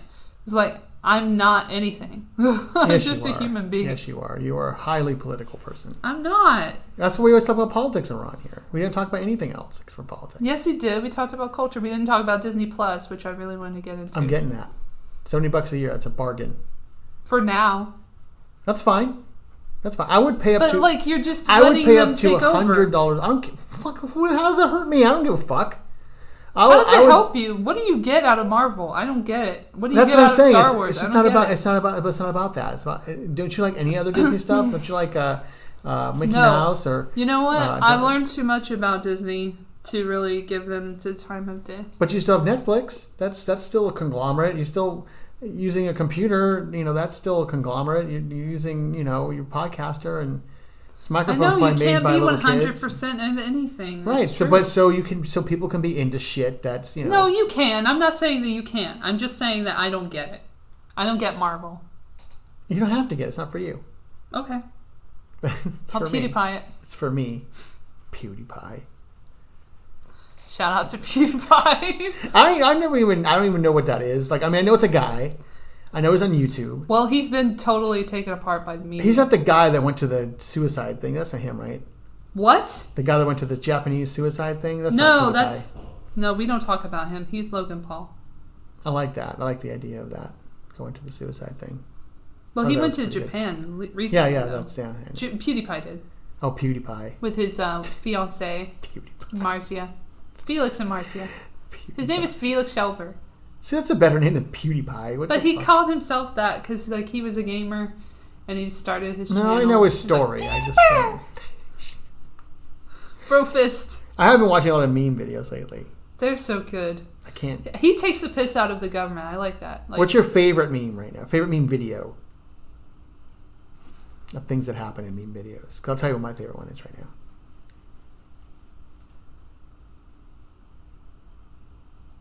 You're really thinking about this. I'll tell you an idea. So my favorite thing right now is people be talking and then all of a sudden they just turn into a mouth and a high pitched sound comes out. Have you seen that one? Yeah, I've seen that. I love that. He did a meme review. It's called Big Mouth Screech, and I like that one. I like the Ricardo meme. Tell me about that one. It's this dude. He's just dancing in a Speedo and he's dancing to the music. Oh, is it the guy with the American flag Speedo on? Is the bandana on, the black guy? Yeah. The muscular guy? Yeah, I know that He's awesome. He's just wholesome. Yeah, no, I love that. I just love these meme videos. I tried to send to my roommate and I was like, don't touch my spaghetti. Oh my God. I'm I think you're going to laugh at these things. I like when they have what the frick? They have some where like they use the Harry Potter music, and those make me laugh really hard because like something magical happens. Like there's one where like these guys are climbing a telephone pole and it breaks, and he's on the telephone pole for like a second. He's holding his little thing, so it looks like he's on a wand, and it just freezes, and like the Harry Potter music comes on. I'm like, I die every time. I don't get Harry Potter. I haven't read it. I haven't seen it. Well, then how can you get? You can't get something if you don't read it or understand it. I know, that's why I don't get it. If you don't throw it. No, I mean I'm not saying I don't get it. Like, I don't get it. I'm saying like I don't get it. Like I don't get the joke because I don't know the material. You know what's magic? You know the music. I don't know the music. Oh, well, you should watch those movies. You might like them. I watched a little bit of that one where he was sort of into Hermione, but only for a second. When he was a child. I don't think there's any like that. I don't think they were ever into each other. But only like a little bit and for a second. They were never into each other in the movies. No, I mean, you could sense there was chemistry. Well, they were friends, yeah. Harry and Hermione. But there was never even a hint of romanticism. It was one of the earlier ones, like Harry, the second one. Not even in the books. There was never any hint of romance between Harry and Hermione. Not even between Ron. Like, because Hermione ends up with Ron. I didn't get the Ron Weasley. thing. I don't get, like, why he's into her and why she's into him. I don't get it. Because he's, like... I don't know. No one. People debate these things all the time, and it's a whole deal. But I don't get Jenny either. Like I read now the Jenny thing is a big divisive thing because it kind of just happens. It's almost like they need to pair Harry off with somebody, so they pair him off with Ginny. I read the very end of the last book. Yeah, and so in a bookstore. That probably makes no sense to you at all. Then, no, like why Voldemort's in a little thing and like yeah. And they were like riding on something, and they had the child. That's the epilogue of the book. Yeah. Yeah. Well, I literally read it before I read any of it. That's so weird. That's all I read. Well, that doesn't make it. It didn't matter, but yeah. Also, what's Helena Bonham Carter's character? Bellatrix Lestrange. She's great. She's a great character. Okay. She's like Draco. You're gonna see Dumbo. I'm gonna see that today. Segue. God, I want to see that. My roommate, because my roommate and I are best friends, and it's true. We're best friends, and so she wants to go see this movie Dumbo. And she doesn't like to do things by herself. We went over. Yeah, and I was gone for 10 days. I was at my friend's house for 10 days, like watching her dogs and like taking care of the house. And so I was like, well, while I'm gone, why don't you go see that stupid fucking movie? Because I don't want to see it. But she doesn't like to do things by herself, especially go to the movies. So she's like, I just want to see it. I just want to see it. And I love my friend. Like, she's one of my favorite people in the world. And so I feel bad when she doesn't want to do stuff or when she doesn't get to do stuff she wants to do because she works really hard. She works like 45 hours a week. So she's got a writing gig for a major comic book company. So she's like working on that. I know it's great. She just had another story, her 8th anthology story come out, published. And so she's trying to sell those books right now. So she's really busy. She's working hard. And so I feel bad when she can't do things she wants to do. So I said, well, okay. I'm going to go do Elle's podcast today, which is here now, and so I'll go see that stupid fucking movie. And I don't want to see it. And I'll tell you why I don't want to see it. Do you know why I don't want to see it? Because it's sad. Because I don't want to sit there and cry at a stupid fucking cartoon that just is designed to make me cry, and I don't want to fall into the fucking trap. But I'm gonna fall into the trap. I'm gonna be bawling like a fucking baby because it's gonna be sad and emotional, and I'm gonna good 3D effects. I want to see it in 3D. Okay. Only one I good can. CGI. 3D doesn't work. CGI. I like Tim Burton. I don't mind him. He made one of the fucking stupidest movies of all time called Big Fish, which I can't stand. I didn't like it that much. I hate it because I did like it so much because I don't like it because Let's not get into it. I know, but no, it's because he's mean to his dad. Okay. And I don't think he ever really gets out of being mean to his dad. I don't think he ever really gets forgiven for that. And somehow we're supposed to forgive him for being so cruel to this man who was just trying to love him. And he had this really big sense of humor and personality, and told these big great stories, and it was like really embarrassing to him as a kid. But he wasn't like an evil guy. He was a nice man. Like he was a loving father, and he just loved his kid. And his kid was so mean to him. And my dad's kind of like that. My dad was like really nice and like gregarious guy and tells these great stories, and as a child it was very embarrassing because he was always very loud and like fun and everybody loved him, but I couldn't understand it, but I eventually grew to forgive all of that and like be cool. My dad's like a nice person, but Big Fish is just terrible. It's so horrible. It made me really sad, and so I was like, fuck you, Tim Burton. And so that was that for that. Okay, on that note. So yeah, Dumbo. That's like Hellboy too. Shout out to Netflix. I like Netflix. Bodyguard. Have you seen that? No, I've heard of it. Netflix on Bodyguard. Netflix. Richard Madden's that's a good show. Why do I know everybody? Like Richard Madden's because you have that kind of memory. You don't take drugs. So it's like important that you can retain all this information where I can't remember. I wish I could use it for something. What, drugs? No. I'll bring you pot. For a job. Next time we come, I'll bring you weed. Next time we'll go and smoke out. For a job. No, I can't. Total stone show. No. Nope. Are you scared of it? Be honest. No, I don't do drugs. No, be honest. Are you scared? I don't even drink coffee. Are you scared of it? No. Then why not? I don't want to. It was something that's not going to hurt you, and you can't die from. I feel like I'm allergic to That's legal. pot. I have had reactions to pot. What if we gave you a CBD edible instead of pot? So there's no plant matter. There's just the THC and just the CBD. But I'd rather not touch THC. Let's do it. Let's do it. Don't you peer pressure me. The next podcast, I'll come over at like 11 o'clock. A podcast? Yeah, podcast. I'll get an edible. Okay, I'll bring you some gummies. And we'll come over at 11 o'clock. We'll eat the gummies. And then at 1 o'clock, we'll do the podcast. No. Yeah. And I'll tell you what, because here's what I think is going to happen to you. I think it's really going to have a positive effect on you. And I think that you're going to want to do more. And I think that's really the fear. And it's the genuine fear that you're going to get addicted to this stuff. But pot doesn't work like that. You don't get addicted to pot like that.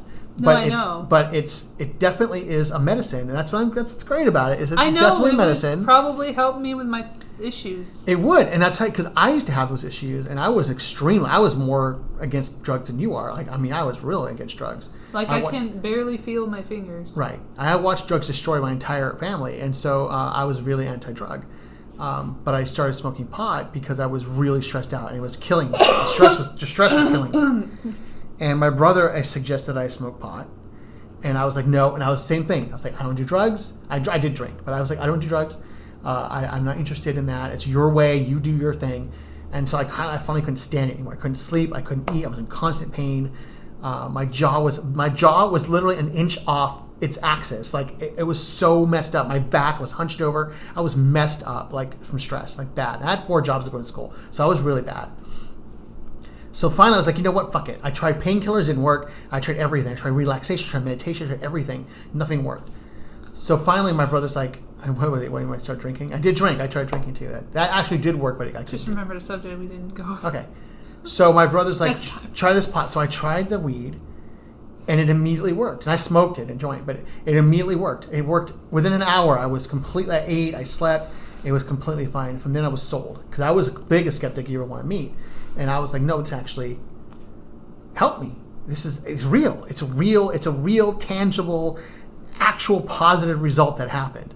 And if I did not have it happen to me, I would never have believed it in a million years until it helped me. Because that's how I am. I have to have it happen to me before I believe it. That's why I believe in ghosts and shit, because I've seen that stuff. Like, it's happened. I've seen it. I've experienced it. I don't know what to believe about extraterrestrial beings at the moment. I don't either. I've never seen one. The only thing that sells me on extraterrestrials is that statistically it's impossible that we're the only life in the planet. I agree with that. That's the only thing. That's just the easiest thing to come up with. The Drake equation and everything. Oh, they start talking about like octopus have this weird DNA that they can't identify. Like I'm like, because they're fucking aliens. So and I think aliens are here, but not in a form we don't understand. Yeah. They're probably microscopic, or they're probably I've said that so many times. Or they're probably so huge we can't conceive of them. Exactly. So it's just that's how it is, right? So that in that way, I believe there's extraterrestrial life. Do I believe they've abducted people on the planet? I don't know about that. I don't know. Do I believe they walk among us? If I had evidence and I looked at it and I was in a case where I had to solve it, I would do that. And I would go in objective. I also think it's highly logical and reasonable to say that there are some people on the planet with alien DNA inside of them because it would filter through our ecosystem and we would absorb it, and because of the way that we are and the way that bodies evolve and the way that things happen in sort of the genetic models of humans, we would eventually incorporate this DNA because it would be beneficial to our survival. Yeah. So maybe the way that we breathe, maybe the way that we look, maybe the way that we think or feel or sensate stuff, that's alien technology. Like or even just maybe even the construction of our own DNA is an alien thing. Yeah. So that makes sense to me. Yeah. Even though I don't believe in it necessarily, I would accept it if it were to be true. I agree. And I would be like, okay, well, I'm okay with that. Like, that makes sense to me. Yes. I don't know about the rest of humanity, but I'm okay with it. Yeah. Or if it turned out that we were created by beings that then left the planet and went out to do other things. Yeah. And then came back. We're like, oh, by the way, we've been off on Alpha Centauri doing this bullshit over here. Yeah. And now we're back, and you managed to figure out how to contact us, and here we are. Right. And now it's time for you guys to come up with us, and we're going to go to these other planets. I'd be okay with that. And even if they looked really weird, I'd be okay with it, because they would probably. But I'm okay with that. And so the aliens. But here's one thing I don't believe in, and I don't care about is Bigfoot. Oh my gosh, yes! I was just talking to someone about that recently. I don't care about Bigfoot. I was like, come on. It's so boring to me. There have been people with diseases where they've had a lot of extra hair. Like, there's actual situations where there's, like, dudes who, like, live in the jungle and shit. Mm-hmm. Like, there's just too many... there's too much evidence of the thing being disproven than it's boring. It's not like a ghost or aliens was like exciting. Like, it's a fucking guy that lives in the forest. Who gives a shit? I don't give a fuck. Now, the Yeti, that's interesting. Fist pound. The Yeti's exciting to me because I like the Himalayas, and I think that's interesting. So they can live in the snow like that and be gigantic and an abominable snowman. An abominable snowman. That'd be cool. That's fine. I'm okay with that. I believe giants exist, for sure. I believe Bigfoot exists. Yeah. I just don't care about. I just don't give a shit. I don't care. I don't care as a mystery. It doesn't. It's not a mystery. It's just a thing. Yeah, no. It's a thing that exists. Yeah. And people make money off of it. It's insane. I don't care. Anyway, on that note, we really got to wrap it up. My voice is going to fall out. What time is it? I don't have to leave yet. I do. It's like a two-parter. What are you doing? No. Next time we'll talk about Nipsey Hussle because I forgot. Oh my God, Nipsey! We were making fun of that when it happened because no one ever heard of him before, and I was dying because you never hear about these people until they die. And I'm like, his name was Nipsey Hussle, and we. No, I heard about him actually a little bit. And not too much. Because he reminds me of Nipsey Russell. Yeah, it was like Nipsey Hussle dies. Nipsey Hussle gets shot, right? And this was the news tape broke. Yeah. Now look, okay, the bus doesn't come for 27 minutes. Come on. It's not all about you, man. We gotta wrap it up. My voice. What am I gonna do for 27 minutes? Watch something. I don't want to walk down. We're gonna watch something. Anyway, let's wrap it up. Okay. Well, yeah, I do have plugs this week, not for me, but for my friend. All right, plugs. So my roommate wrote a book, or she wrote a story in an anthology. It's called Cthulhu is Hard to Spell. It's here. You go. You want propaganda? It's a kid's book about Cthulhu. So Cuthuli? No. That's not right. What Cthulhu? No, it's Cuthulu. Cthulhu. That's close, but I don't think that's it. I feel like I've read about this. So it's an anthology of stories by different writers and artists. It's about 35 stories. It's a big book, and it's my favorite. Oh shit! You just reminded me. I have to go to the library. Go ahead. Hold on, I'm gonna. I can't today because it's Sunday. Okay, it's okay. Now try again. Cuthuli. K? No, it's C. I knew it was C. It's not CU though. CI? No. CA? No. CE? It's just CT. Oh, Cthulhu. Oh, gotcha. CTHULU. LI? I don't know why I'm saying I. LU. You're like you, not me, you. LU. Okay. I've seen that, yeah. CTHULHU. Cthulhu. Oh, Cthulhu. Okay. So Cthulhu is hard to spell. It's an art. My sister. She's my sister, but she wrote a book called "Song for the Harbinger." It's a 4-page story. It's written. She is assisted by a woman named Brianna. Hyacinth Flay. No, Brianna Gilmorton, I think. Hold on, I'm looking it up. It's right here. Make sure. Da da da da da da da da. Why is all this just Earth 2 stuff? She's been posting. Wait, why is it? I don't understand what's happening here. Okay, hold on. It's on my page too. Anyway, so she wrote this book. She wrote in the book. It's an anthology. You can get it Earth 2 Comics in Sherman Oaks. It's there. Or you can find her on the internet because she doesn't give a fuck. And so you can just type in Heather Keneally. And you will find Brianna Gilmore. That's the artist's name. There are many artists and many authors in this book. This is her 8th anthology that she's been accepted to. And she is about to be in another one that's based on Shakespeare. And his birthday's coming up. Shakespeare birthday, April 16th. Well, no, they now they're saying that he was baptized on the 26th, so like they don't know anything. But it's sometime this month. Yeah, I know. We share an astrological sign. Me and Shakespeare. Not birthday, though. Famous people on your birthday. John Cleese. Sylvia Plath. Explains so much about you. The absurdity and the depression. I know mine. I memorized mine when I was. I know the one after me, or no, before me. No, it doesn't matter before. I'm talking about the day of. What your birthday? October 17th? Is that what your? Birthday? No. The 27th. 27th. I know it's a 7. I just remember what it was. Mine's coming up this month. I think Indira Gandhi was also born on my birthday. My birthday is mine. You ready? Mine's great. Mine's probably, I think I have probably the best celebrity birthdays of all time. The combination of people. Are you ready? I have a good one too. I'll tell you all mine. I know all mine by heart. Number 1, Emperor Hirohito. Okay, nice. Rad. All right. Number 2, Duke Ellington. Fucking rad. Number 3, Jerry Seinfeld. Fucking rad. Okay. Number 4, Michelle Pfeiffer. Fucking rad. Number 5, Uma Thurman. Fucking rad. All right. Andre Agassi, top athlete. Not so rad, but pretty cool. Kate Mulgrew, fucking rad. I got Theodore Roosevelt. That's not bad. But look at all of mine. All of mine are dominant in their media. Like, that's what's fucking amazing about my birthday. It's like, but I know not one person in real life that has my birthday. Not one. All these incredible people have shared my birthday. Not one real person. Sad. Ruby Dee. Yeah, actress. Yeah, black actress. Also Nanette Fabray. I don't know who that is. I've seen her star.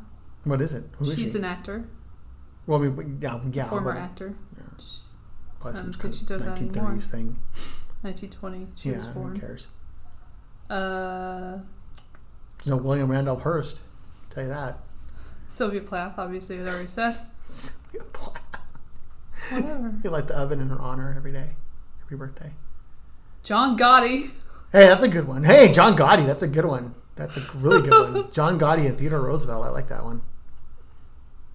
I don't know this guy, but you might. Go for it. Dave Costa, American football player. Costa, no. 1941 to 2013. No, I don't care. Okay. No.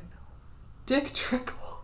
Dick Trickle, race car driver. Yeah, I know that guy. What I know, it's the worst name of all time. The worst. Trust me, the whole 90s all about Dick Trickle. Ooh, Lee Greenwood. How to be an American, where I know my pants are free. Oh gosh. Yeah, but see, look, okay, Carrie Snodgrass. So look at all these people you have on that are nobodies, right? Ivan Reitman. Okay, that's a good one. Bradley Woods. But see, you have all these people that are nobodies. No one born on my birthday is a nobody. Everybody knows exactly. There's none of this on here going, oh, this is a random person. None of that. It's all stars. Okay. It's all major. Well, this is Wikipedia, so they're saying everybody. You know? No, that's what I'm saying. You can go down mine and listen. Everybody's notable. But I'm saying Wikipedia is going to be Marla Maples. Yeah, there you go. Marla Maples. Shit. No, Monica Lewinsky? No. Who else? October 27th. Scott Weiland. He's dead now. He's dead, yeah. He's in case. Shout out to Scott. That was good, though. He was a great performer. He was really top good. front man. I loved his music. Yeah. I met him and he yelled at me. That's awesome. I wasn't even a reporter at the time. I was just a fan. I actually wasn't even a fan. I didn't know. Actually, I was mad that he was there because his band filled in for another band I wanted to see. And we saw him in the lobby. And we're like, fuck you, Stone Temple Pilots, fuck you. And he's like, fuck you guys. And we're like, what? Patrick Fugit. Which one's that? The guy from Almost Famous. The kid. Takashi Tsukamoto. Takashi Tsukamoto. Takuro Okayama. He's a footballer. in Japan. Kelly Osbourne. Hey, that's a good one. I like her. Wait, now you're making me look. You're gonna make me look. Then there's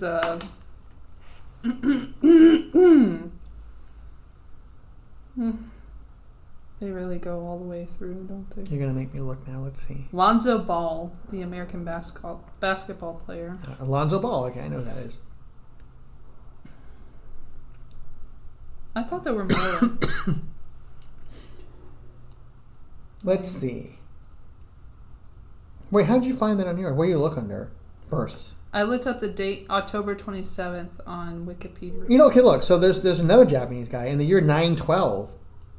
Minamoto no Matsunaka, a Japanese samurai. Let's see.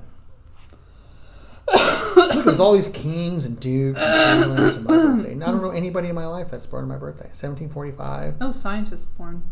Jean-Baptiste Jourdain. Come on now.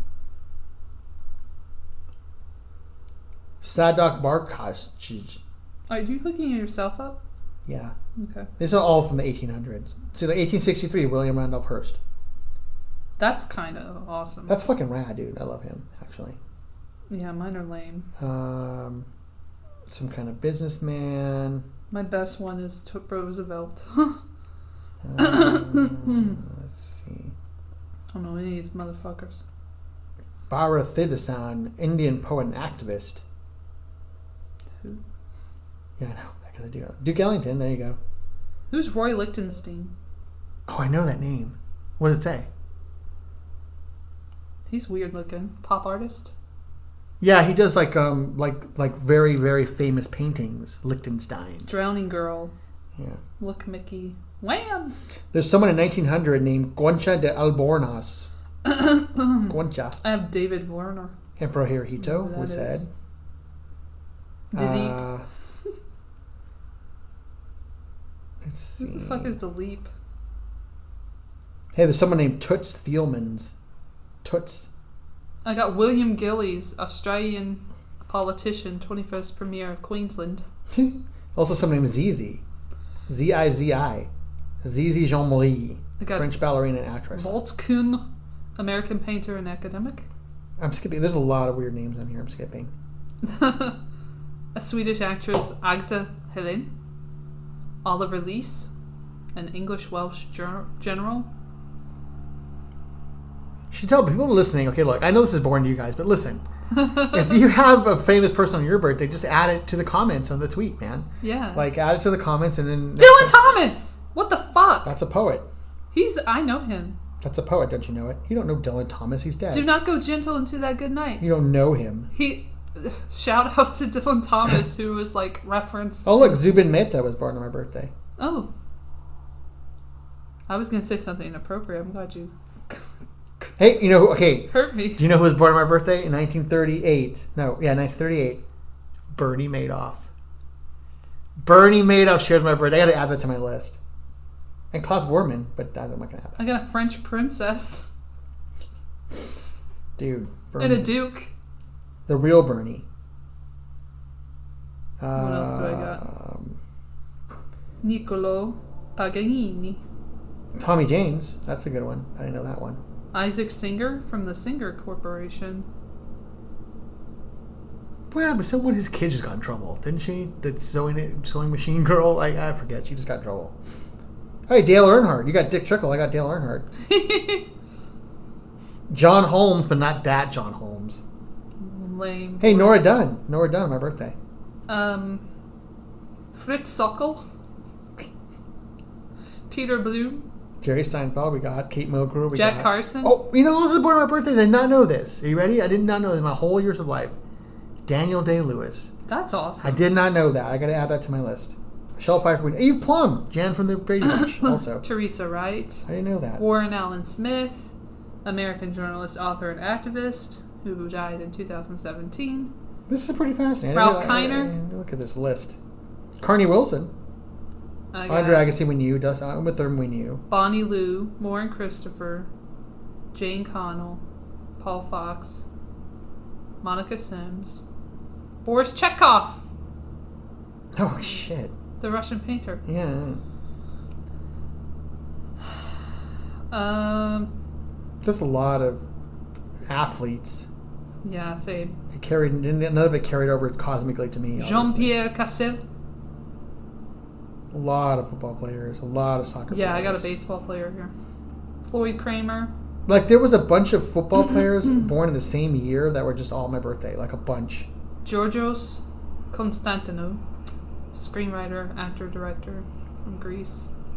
Neil Sheehan. Footballers, hockey player, soccer player. Laura Parker. So now we're getting... Oh, now, see, it stops in 1998. Yeah, mine's too. Nobody's relevant after then. No, I'm curious about who's born after 1998 that's my birthday. But that's a good one. Daniel Day-Lewis. I didn't know that. That's cool. I'm adding that one to my list. Carlos Frank. He's a cosmologist and physicist. Jane Kennedy. Roberto Benigni. Fucking hack. He is. Anyway, let's wrap it up in a bow and throw it out the window. Yeah, because now I can get to bus. Peter Firth. All right, we're done.